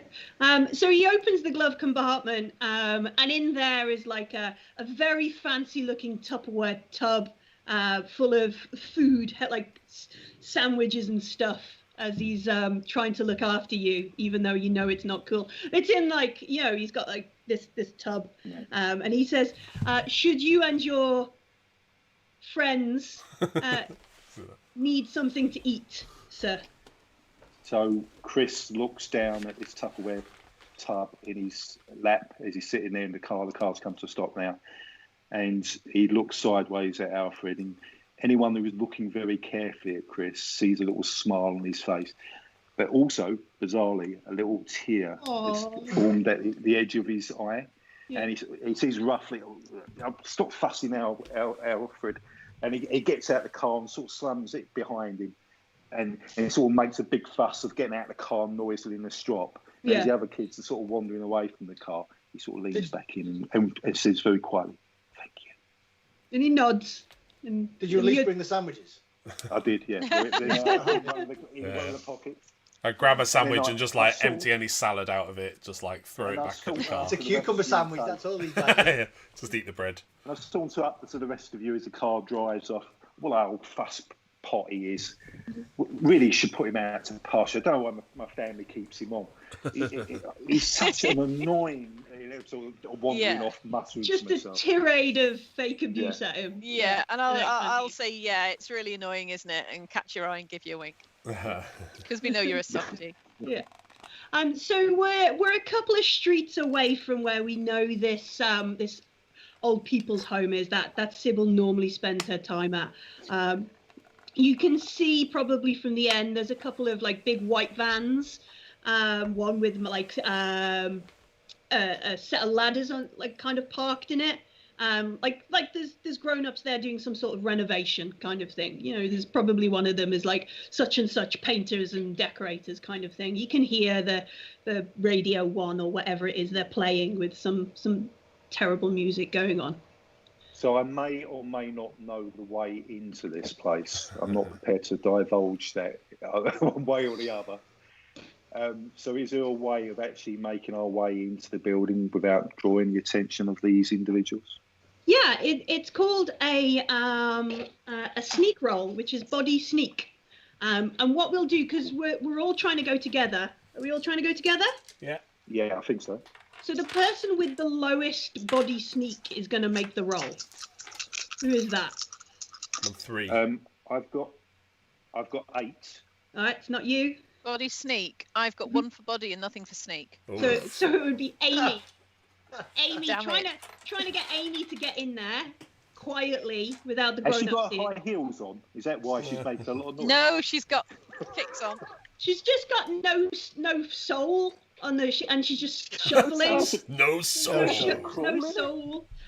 So you can take aid. Who's going to help Amy? Yeah, somebody help me, please. I will help her. All right, so you get an extra dice as Chris tries to like, no, don't step there, kind of. You do remember what you were told though, Chris?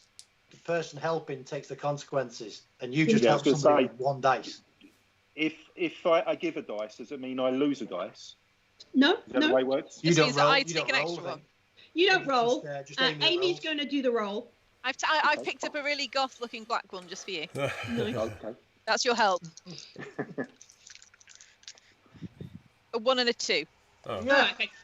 So you've got a choice here. You can use a luck point and re-roll them, or you can push the roll, which means you'll take a condition. In luck points, I've got white boxes and crossed out boxes. Which ones are my points? All right, so how old is Amy? She's 15. 15. Amy has no luck. So I think that sheet is for a younger Amy, which means you might have. So this is what is the age on that sheet that you've got? 13. 13. It means you could put 2 points into something.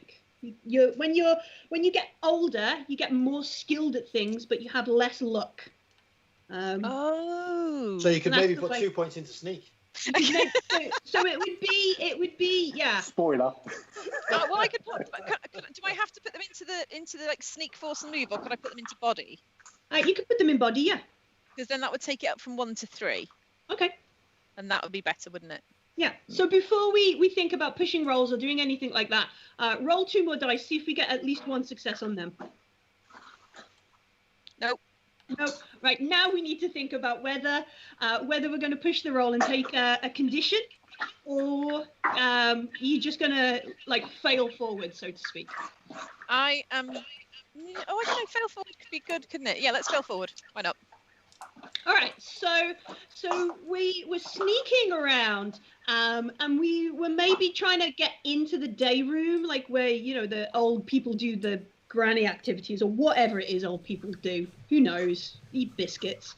And on the other side of the room, the boys are all sort of like looking through a door up ahead and that kind of stuff. And as Amy's sort of crunching over some broken pottery, she hears like from behind her goes, "Oi, oi, you! This is not a playground, kid. What are you doing?" So the guys in the old people's home haven't been seen, but as Amy sort of looks around on the path, there's a dude, and he's got like a new pot of paint and a paint roller in his hand, and he's looking at you like, "What are you doing here, kid?" I'm sorry. My grandma came here, and I don't know. I just wanted to get her things. There's no grandmas here right now. It's closed. They've all gone home. I know, but it's really important because she had these books and she used to press flowers for me, and now she can't get them and she left them behind, and I just want to get them back. So what is Amy trying to do? Is you trying to like convince him to just let you wander in, or you trying to like, oh my God, there's going to be a little girl crying, I'm just gonna be like, all right, bye. What are you? Yeah, I'm trying to convince him that I'm no threat, and that I'm really upset, and all I want to do is dash in and get the books. Right, so whether that means he goes away or whether he stays in the day room and taps his feet and leans on his shovel, I don't know. Okay, so let's make a charm heart roll. Okay. All by herself.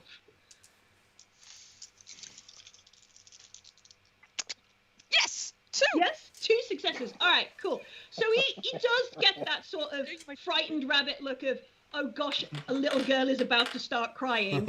And because you got an extra success, do you want him to just be like, right, well, if I take my lunch now, you better be gone by the time I come back, or what do you want him to do? Like, yeah, that's great. Yeah, he can go and he can have his lunch, and I will use my hoodie to wipe my nose up and dry my eyes and say thank you. And he's like, yeah, but just your granny's room. No, there's been vandals around here. I'm not having people steal stuff while it's my watch. And he's like, 15 minutes, love, yeah? And he sort of like turns around and goes, oi, who's going to the calf? And you can hear him shouting at some of the blokes further in. And he's like, it's your turn, isn't it, Henry? And that kind of stuff. The banter kind of disappears out of sight. Okay. And you're left like stood there like, oof, phew, kind of thing. Or does she just like immediately stop looking like snivelly and sad, and it's just like, ha, fob? No, I think she's a bit of an emotional, so she's like, well, that worked, didn't it? So should we just go? Cool. Do I remember where her room was in this place? Have I been to visit her? Probably. I don't know. Have you been to visit her? Did you care when you came to visit her? I think I was probably made to come and visit her very, like, when she first moved in. Because she hasn't got any other family left, because you probably had to go and pick her up from prison once she was released and deposit her here. So yeah, so I might have a vague memory, but we might go into a couple of the wrong rooms first. All right, so there's this sort of, like, like where Ryan leads us through this old people's home. As you're looking around, Chris is a bit like, gosh, these folks really went to town on this place. Like, there's loads of destruction going on around here.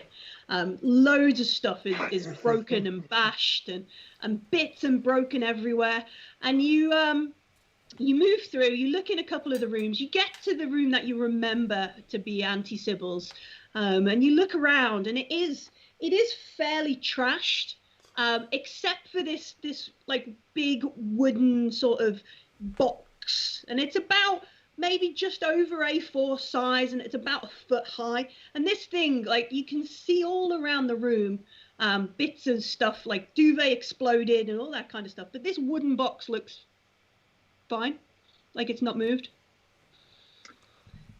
So Chris is leaning against the wall with his coat sort of spread, trying to cover something behind him. Because he's drawn a willy on the wall. That looks quite interesting, that box. Perhaps we should all look over there. And he's doing a little bit of this, trying to move behind and sort of, oh, yeah, that kind of thing. Well, like, yeah. Okay, let's do that. Mm-hmm. Yeah. Okay. Have a look at this box. So we go over and have a look at this box. Why don't you stop dancing over there and come and have a look at the box?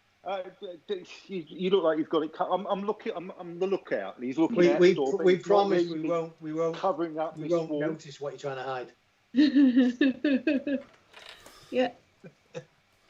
So this box, as you kind of look, you can see that there's loads of old photos of what must be a younger Auntie Sybil in like a lab coat, and it's got the Rinsky Energy, the Loop logo on the pocket. There's a dashing gent next to her, and then another lady in a lab coat. And they're at the gates and there's loads of photographs of like that. There's probably maybe one or two photographs of Ryan as when he was a baby on a what is it? These sheepskin rug and stuff. They used to put that kind of stuff, and Gavin as well, and all that kind of stuff. All the associated great grandchildren and great nieces and nephews and that kind of stuff. Old letters that people have sent her, and then right at the very bottom of this little box is those sort of document folders. You know, the ones that have like the tab on the side. It's got the Loop logo on the front. It looks super old, and it's got handwriting, like proper fancy cursive, real neat handwriting sort of written all over it as well at the bottom. It looks like a box of all of Sybil's most precious bits and pieces. Cool. Let's get that out and have... You just kind of take it up. Yeah. So this get this movie. Come on. Let's take the box and get out before he gets back. Yeah. And you can probably hear out the window on the other side. It's like, it's a bit of a long lunch break, Henry. We should be getting. He's like, no, just a couple more minutes. I'm just going to finish this fag, kind of thing, because he's trying to stall because he's not sure whether the kids have disappeared. I'll follow them along. I'll be 2 minutes. I'll follow behind them. Okay. So. Okay. So as we leave the room, mm-hmm. behind where Chris has been standing, for anyone that would care to look, is written in spray paint, Chris for Amy forever. Oh. Cute. And he's sort of ushering people out the room, and it's only when people out the room he reveals this and walks out the room and shuts the door behind him hurriedly. Mm-hmm. So we run out. Where do we head to? What's the plan now? Are we gonna back to the barn? To the barnmobile. No. So the barn is like your hideout. It's a place where, in terms of game mechanics, I'm not allowed to muck stuff up. That's your place. The only bad things that can happen in the barn are as if you folks decide to fight amongst yourself. I can't do anything. Is it gonna take us ages to get back there though? Because if we had to get a car here, it shouldn't take you too long in the magic of RPGs and kids who are fairly. Amy could give the slowest person a ride on the back of a BMX. Yeah. Okay. Or on the handlebars. And then let's go back to the Frank's barn. got a chopper. Give you a standy. Yeah. So we cycle and ride all the way back to the farm, head up into the barn. You can see as you look over the farm, like the day-to-day's goings on is just sort of ticking along and fairly unnoticed because it's the summer holidays and you're the kids and that's normally what you do. You come and go from this barn and that as you go. Mm-hmm. Yeah. So what are we going to do? Have we really got to do reading now? Amy can do Just it. finish school. Yeah, we're going to do reading. You read, Amy, and tell us if you find anything interesting. Or is there any good pictures? So Have you seen any pictures of the murder scene? So does this barn have one of these like sliding doors which you then can put a plank of wood that basically shuts it? Like a bar. Yeah, we can lock it. Yeah, because it's your hideout. Like the mechanics of the game give you a private space that nobody will come and interrupt you or kind of approach in. So whether it's the hayloft of the barn and you've got like sheets up to hide and like do not enter Goonies Den or something on the side.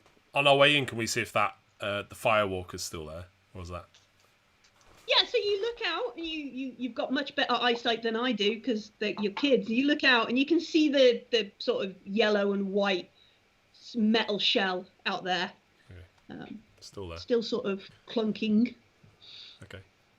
All right. Clunking. Oh, so there's another one out there moving, but that one's gone. Oh no, that's just me using. It's still a big clunky piece of robot out there. Sorry, that's me badly describing something, not something changing in the game.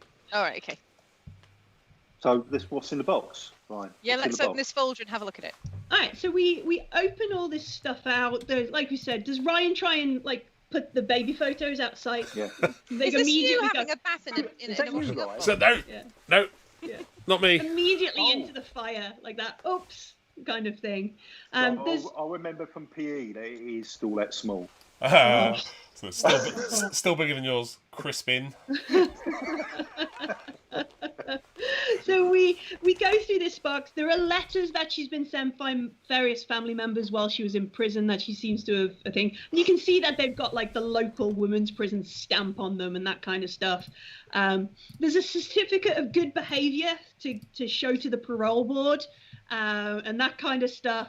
And there's a couple of notes of like where they've put a notice on file that she's caused arguments. There's a lot of those kind of things, like bad behaviour reports. And it feels a little reminiscent of school reports, maybe especially for Chris. Chris is like, oh, I've had loads of them kind of stuff. Maybe there's a point where Chris is like, maybe Auntie Sybil is not as crap as she was, and that kind of stuff. I can't believe your auntie bumped off your uncle. Why have we never heard about this? Because she didn't really. It was fine. That is so cool. Yeah. That is just so cool. Yeah. Not talked about. In fact, Ryan, that's the coolest thing about you. Why yeah. You're so much cooler now. And we go through it, and then there is this project file with the notes. And looking over some of the info on the back of some of the photos and these notes, it is Sybil or the same person that is written on some of these things. It does, however, seem to be very technical grown-up stuff. So somebody's going to have to make a mind comprehend check to see what we can kind of work out from this. Or 3. Yeah, right. Yeah. I'm looking out the window. 7. This looks like brainy girl work to me. Yeah. Can I help a bit? Yeah. It's not a lot. But yeah. I'll just try and you can add a dice. Random bits. That's 8 is still better than 7. Yeah. When you're rich, you don't have to be clever. No. It's the attitude I take. Maybe help her decipher some of the handwriting. Yeah. Where it gets a bit scribbly. I like that. Yeah. Like, oh no, that's a G. 3. 3 successes. 3 dinosaurs. Yeah, which is nice. 6 on my dice. Oh, dinosaurs, even better. I like it. So this seems to be all the case file, all the project information for something called Project Boggart. Now, us as people in the real world know that kind of stuff. But let's imagine this is movie world and we just don't put 2 and 2 together. Yeah. So Project Boggart, which Sybil was one of the research assistants, because obviously she's a lady in science and she can't possibly be the person in charge. And then there's a person called Dennis Campbell and another Rhoda Bolton, who are the project staff. And it talks about how they're trying to tap in and manipulate the magnetrine effect and alter it with certain frequencies in order to disrupt other magnetrine effects in different locations. And that was what the project sponsorship was for.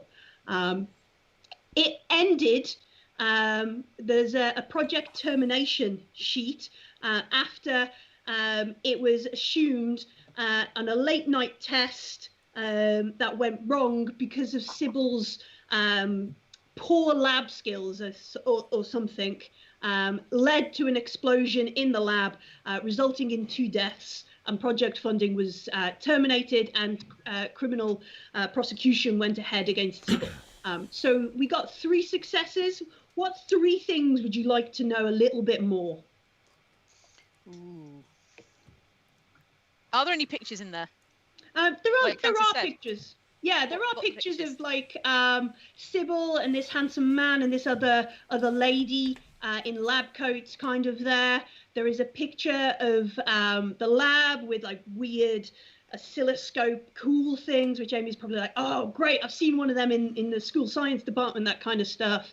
And maybe what are the big Van de Graaff generators and that that kind of stuff in the background. Anything crime scene photos? No crime scene photos. Can we work out where this lab was? Somewhere in the Loop. Somewhere in the Loop facility. What are there any other locations? Maybe like it said it was trying to disrupt it elsewhere. Are any of those locations mentioned? So other locations and stuff. They have coordinates where they had a research or a what would it be, like a weather station kind of words. Words have gone. A monitoring station. Oh, right, yeah. Yeah, at a number of miles away, where they would try and manage the frequencies.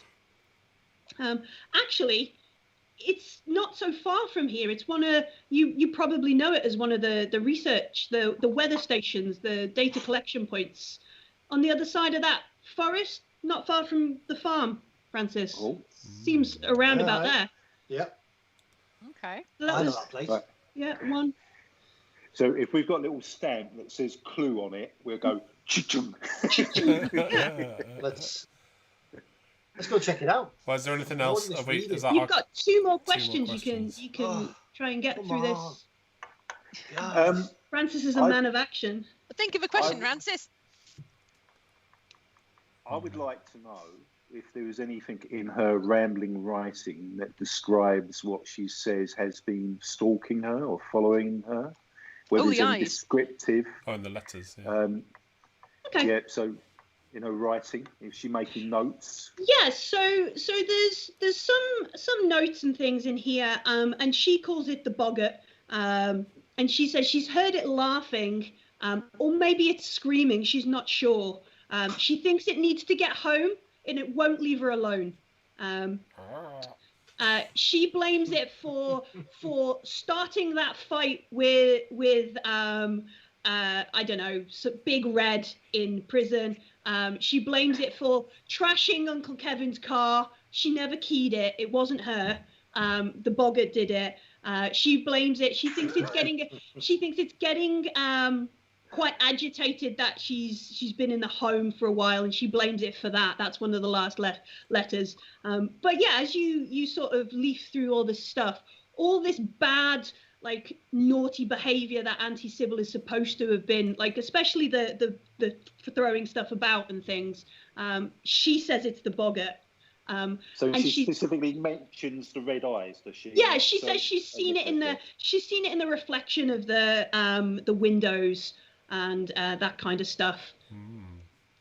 Oh my God, guys, she's a boggart. She's possessed. I don't like this one little bit. Yeah.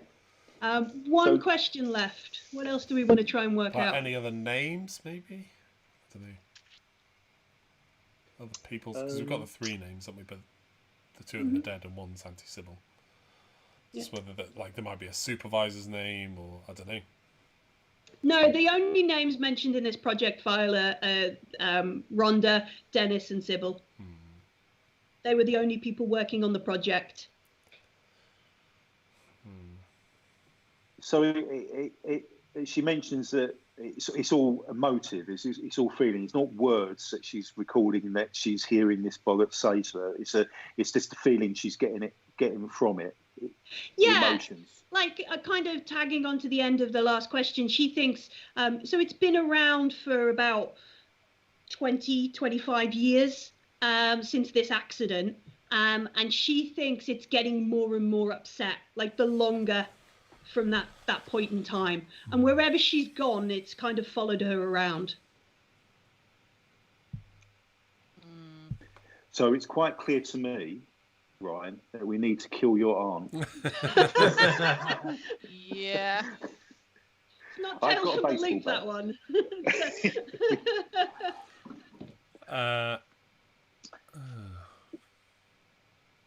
So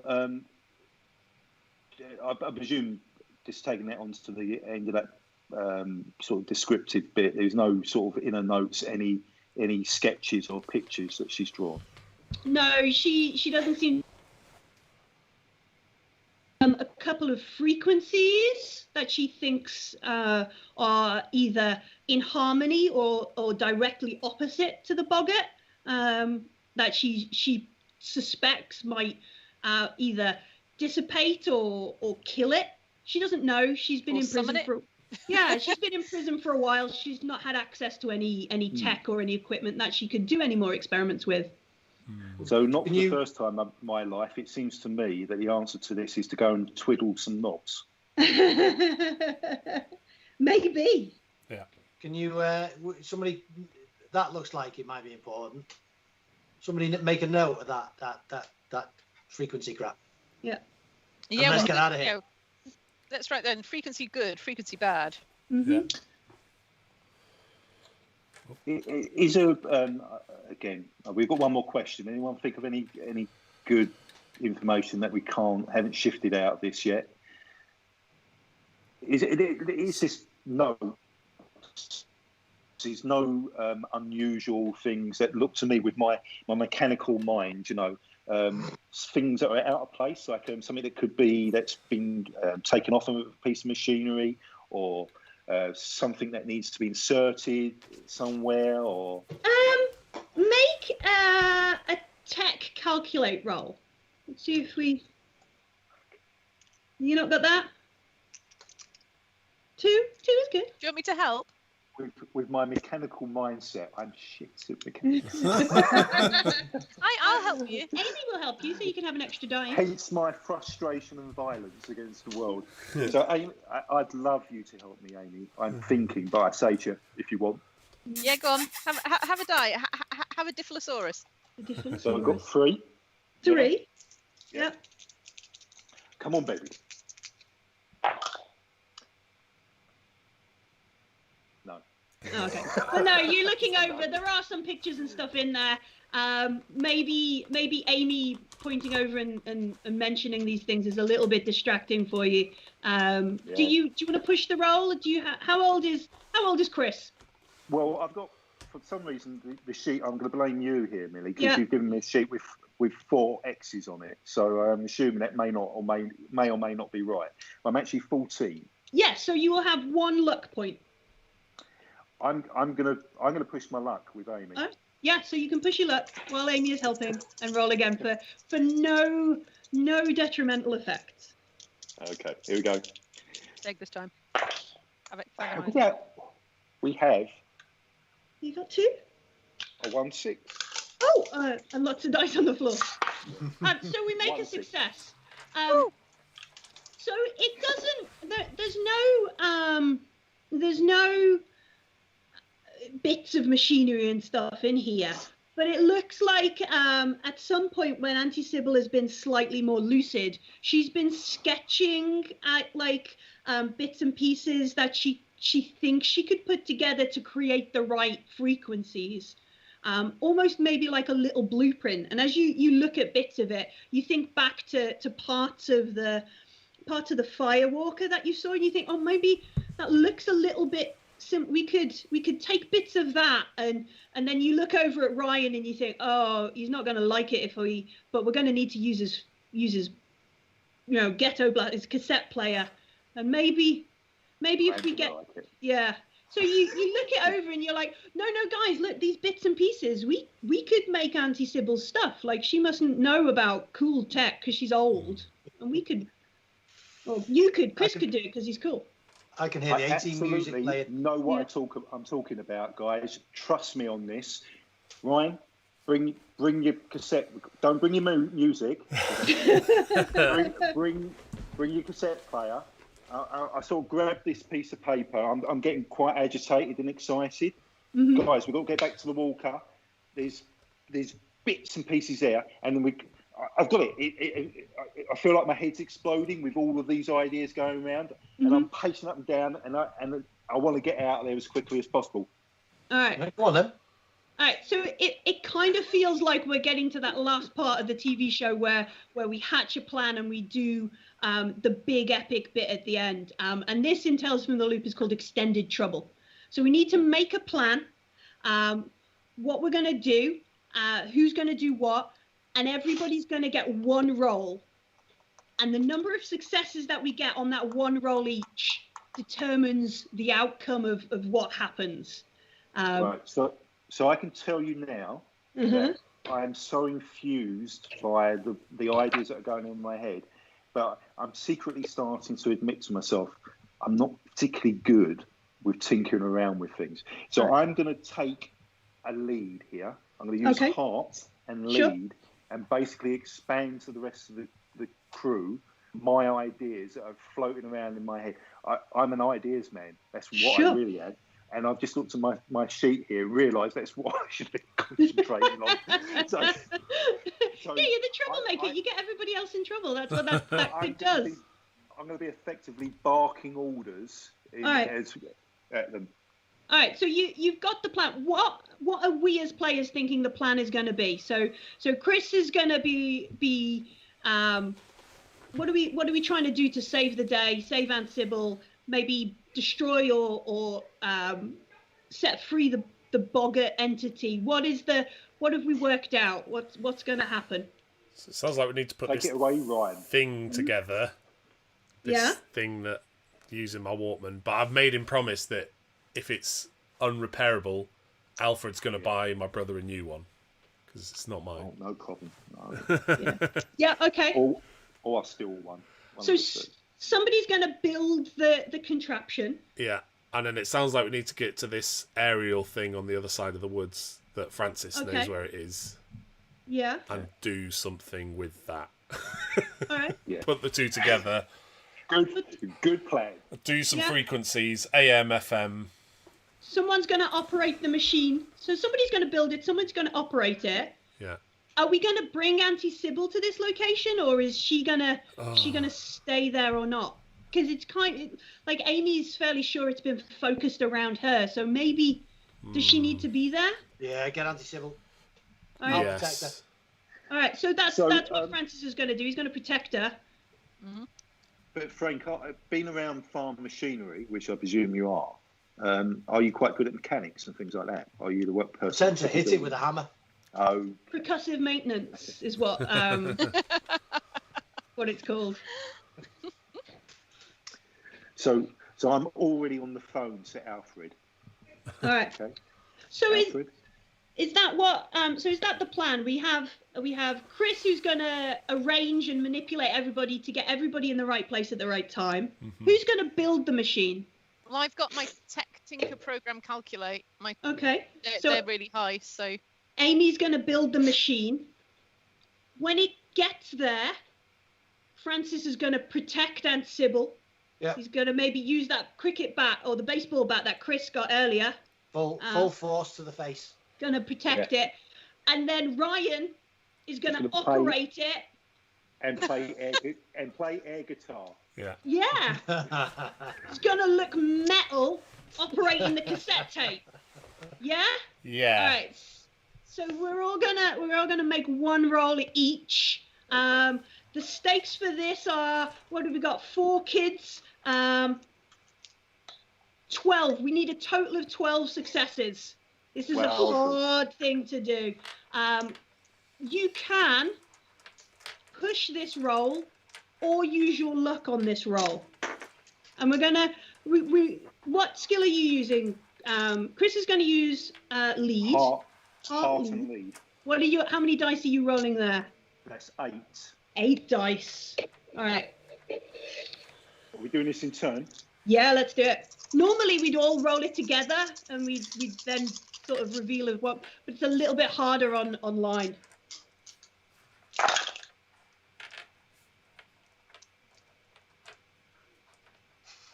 One. So you get on the you get in the house. Yeah. So what is the mechanism, Millie, to push? So you'll take another condition. So at the end of this, not only will you be upset, you might also be angry or embarrassed.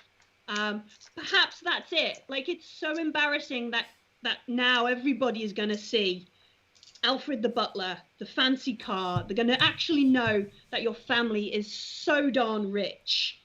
I think we all got a clue from that big 80s mobile brick you lifted out of a pocket to call the butler with. Yeah. That's the embarrassment. Actually, you've got a big old mobile phone. Now everybody knows Crispin's secrets. He's embarrassed, he's upset. Do I keep the 6? Do I keep the 6 already got? Yes, so you get to keep that. 8? So you will roll 7. 7, because I'm losing one. Got you.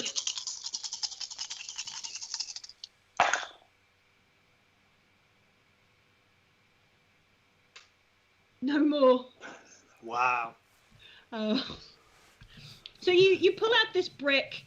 All your friends look at you like. It was one. It was one of this point. He was in the corner. I got 1 more. Yeah. All right. So we're gonna get 10 between 3. Yeah. It'll be fine. I've done my bit. Yeah. Almost. You have to go out to like the lane nearby to meet the car, and Auntie Sybil gets out and she's like, "Is this a hit? Are you the mafia?" kind of thing. Like, she's assuming you're driving her out to shoot her in the back of the head or something. "I've heard about these." And you take her by the arm and you walk up to this place where you've maybe perhaps Alfred has provided a thermos of tea because he's that prepared. Amy, while he's on the phone and he's gone out to do this, is this where you're tinkering and making? I'm tinkering. No, is it I'm tinkering, or is there a programming element, and am I calculating? You tell me. You tell me. This is where you make a plea to the storyteller. Well, I think because it's not just a matter of putting it together. This is radio frequencies. This is figuring things out. So I think that I need to spend some time doing that and working that out and mathing it out a bit. Okay, yeah. So you're more of a calculation, taking the notes because anybody can plug bits in. Yeah. Okay. Absolutely, yes. So I've got 5 for tech, and then I've got 3 for calculate. Yeah. On goes the heart. On. Okay. So this is 1, 2, 3, 4, 5, 6, 7, 8. It's all 10 dice. That's like Amy could do it all for us in one go. Wow. 10 successes, no problem. No problem, man.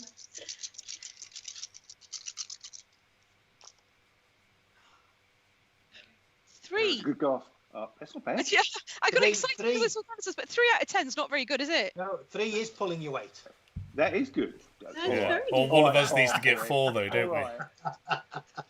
Have you so got? Amy is in the zone. She's like looking at notes. She's bits of paper, wires everywhere. Would I keep those 3 and roll the other dice? Yes, you would. Okay, except you lose one of them because you're taking on a condition. Okay, so I've got 3. I throw what away is it that Amy is doing? What gets to Amy? Does she get frustrated, or does she get upset? Maybe that if she doesn't succeed, Auntie Sybil could die. Is that too much pressure for a young lady? Yeah, I think everybody's watching me, and then my cassette tape skips, and I break concentration. Sure. And I try again, but now I'm struggling because everybody's watched me fail, and I should be all logical and calm, and I should be able to do this. And I get another 2. Excellent. So it skips. She sort of takes a moment. At the end of it, she's still a bit upset.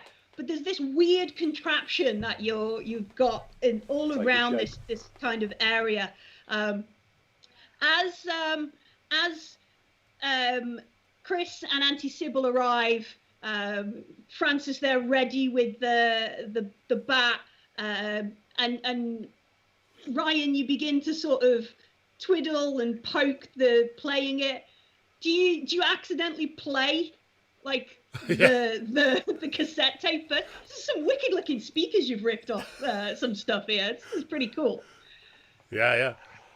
Test it. That's Outblast's Twisted Sister.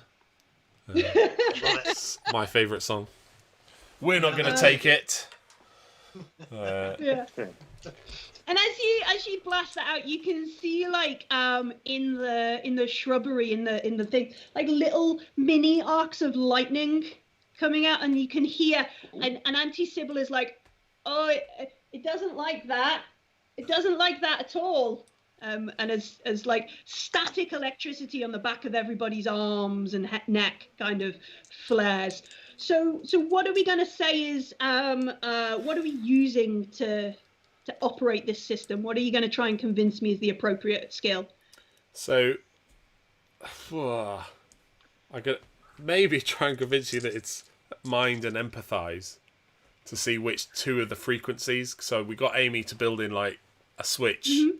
And it's like, because we thought, and from Auntie Sybil's notes, it was like, one might hurt it, one might set it free or something.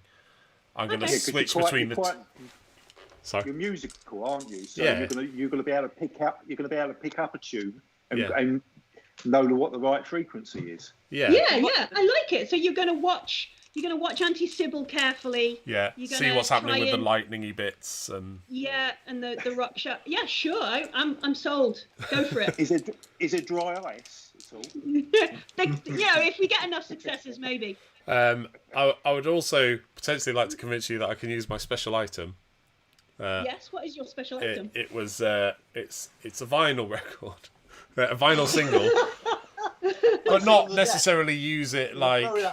Yeah, not necessarily use the item as the item, but the song on the item, which is part 2. Oh, okay. And like give that a go, and like. Sure, we suddenly realised that cassette tape Gavin gave us at the start.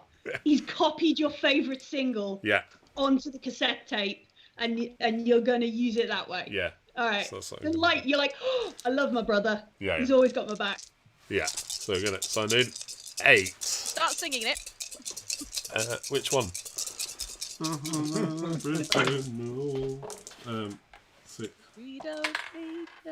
I've got 2. I'll take on a condition. Yeah, what are you going for? I might do some luck because I'm only 13. Yeah, you are a very lucky kid. So I've got 2. By comparison. 2 lucks. Am I rolling just the rest of them again? Yeah, everything except your successes you can re-roll. Yeah. You can re-roll your successes and make them go away if you want. I'd rather not. I've got 2 more. Oof. So I've got 4. I can't just use my other luck, I guess. No, you can only push or use your luck once. Okay. But you manage. You can see like the lightning around. Hair is sticking up on end, and not because of massive amounts of hairspray. Auntie Sybil is like, you can see that the vibration in the cup. Like if we looked over, a thermos of tea is like oscillating. All the sugar's coming back out of it. It's separating. Leaves are like shaking and lifting off the floor as rocks and things begin to fly everywhere. as this happens, like loads of debris and bits of the machinery start flying towards Auntie Sybil, which is Francis's moment with the baseball bat. What skill are you using? How are you protecting Auntie Sybil? So I push Auntie Sybil out of the way, hefting the cricket bat, which I've already doused in oil from the tractor. I flick out my father's old zipper, lighting the cricket bat as I spin and smash the rest of the bits away. So it's just this flaming arc of cricket bat. Nice. So we're using our iconic item. Body and force. I was going. Body, force, and iconic item. Nice. Yeah. Right. So I think so far we've got 11. So this is 10. This is 10 dice. All right. 10 dice. 10 dice. One success. That's all we needed. That's all we needed. Don't hurt yourself. But you can maybe still do a bit more, because we might find out more about what happened. Well, you know what? I spin for a second hit, and I'm going to use my luck. So okay. I've got 2 more points left.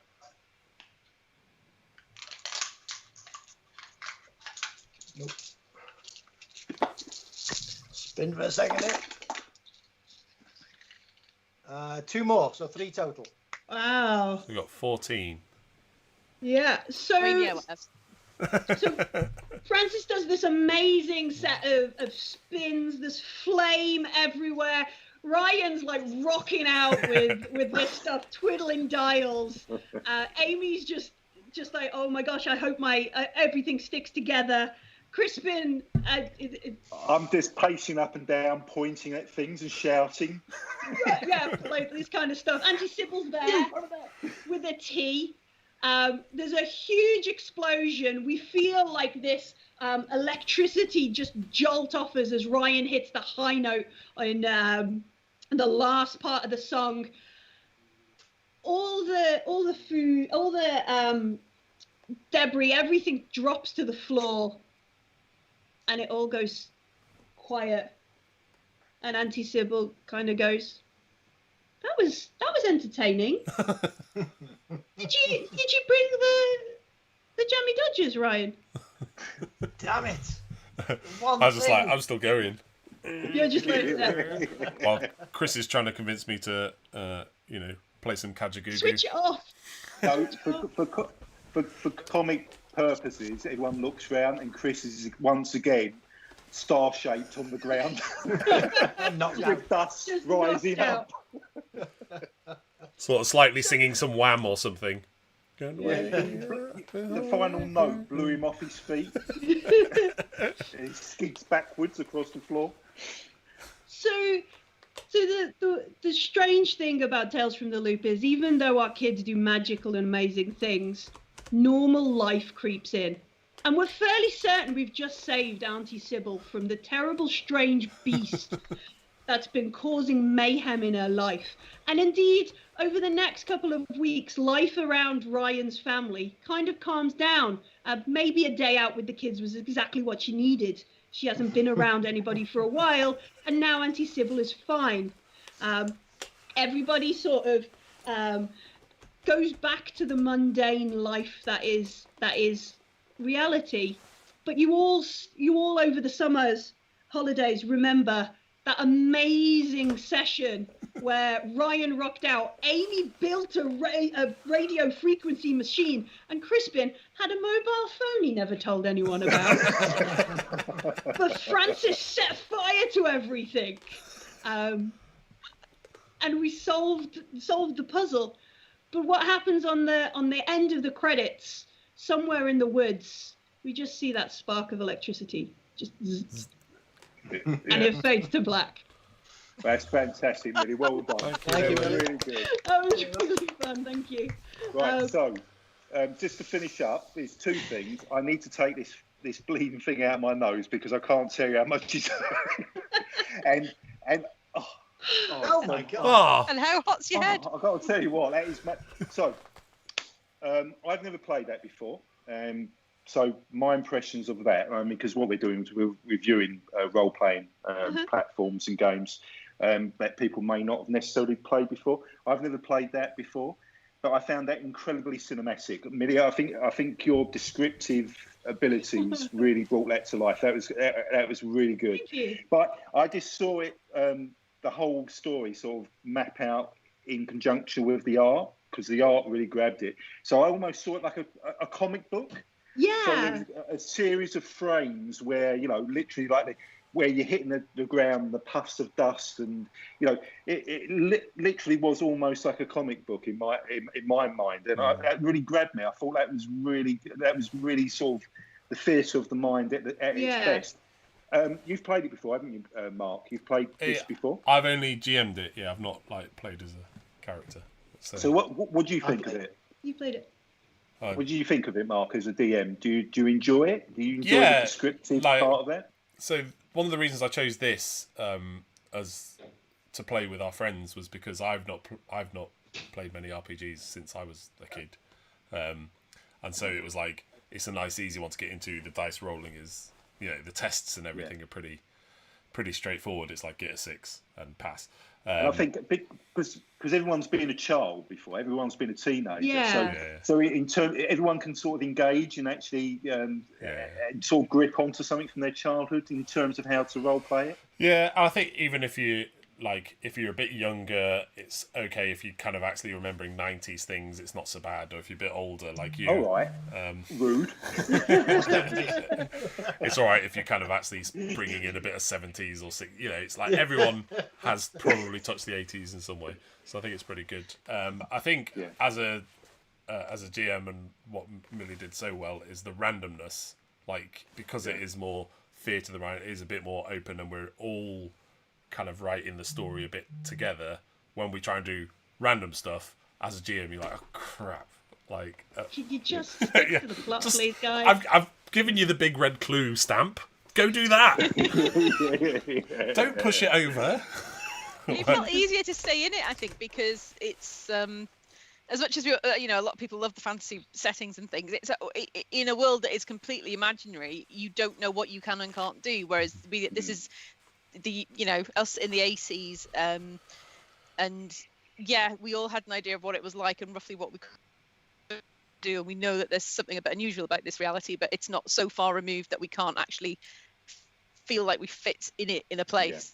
I think the thing that helps it is it's very rules light. At least it is from a player's point of view. You basically your imagination takes you somewhere, and you roll some d6s. You don't have to refer to a rule book and sort of almost backseat lawyer with the DM to actually get them to do what you want them to do, or let you to do what you want them to do. Now, you've played Sorry, before guys, as well, I have to check 4 books to understand this grappling. That's what I'm saying. As a player, I did say as a player, it's very rules light. You've played before, haven't you, Andrew? You've played as a player? Yeah, I played as a player. What do you think of it? Times. I enjoy it. I enjoy... The one aspect I don't enjoy of Tales from the Loop is the last scene. Yeah, I have the same kind of feeling. I always feel the last scene is a little bit contrived, a little bit rushed, a little bit, right, we're going to end it now, everybody gets to roll. Usually ends. I've never seen it not end in success. Yeah. But that said, that's a small price for the journey to get there, which is pure escapism, pure Stranger Things, pure nostalgia. It's that contrast, because a lot of the times when you play something like Dungeons and Dragons, you have this big epic fight scene. It's crunching through numbers, and it's a very different pace. But because Dungeons and Dragons and that kind of game is so prevalent, we almost expect that same kind of ending from it, and it's that contrast that sometimes I find quite jarring as well. The extended trouble. I'm going to say that's how it felt to somebody who's never done that before. I wasn't sure if our scene just ended quick, or this story was just one that ended quick, or whether you were winding up fast because of how long we've been on air, or and I wasn't sure. It was like, oh right, we're here. No, that's kind of like the. But is that because I've been told that Tales from the Loop kind of caters towards that younger audience as well, so it doesn't need all that drawn out drama that goes with it, or is it built so that you can use up your luck and all your conditions at the end because it doesn't matter and you can always guarantee a success? Or I think it's. Go on, Mark. Oh, I was going to say, so I think there's bits in a one-shot you can't do with Tales from the Loop, like a campaign in Tales from the Loop, there's loads of extra bits. So with our conditions, if we wanted to play another one, the way of getting rid of those conditions is we would play out like a mundane scene with like one of our heroes or one of like there's a bunch of stuff on our character sheets we didn't use, like relationships. You didn't even touch. And so you would like play through a bunch of that stuff, I think. I'd say we probably had to rush it a bit to try and get it in an evening. And we maybe would have actually maybe paused it just for that last scene and then done that on another session or something. If it was so in my experience, is two types of role players. Is the role players that just want to throw dice, and is the role players that just want to act. I'm not entirely sure which one I am, but but this strikes me to be a system that's more to bring people's acting abilities for when it's a storytelling. And the other thing to think about here is I haven't rolled a single dice all evening. Like I haven't even got any dice out. That's a fair point. I haven't changed any of the. I'm challenged and said, no, I succeed over you. This is all your story kind of thing.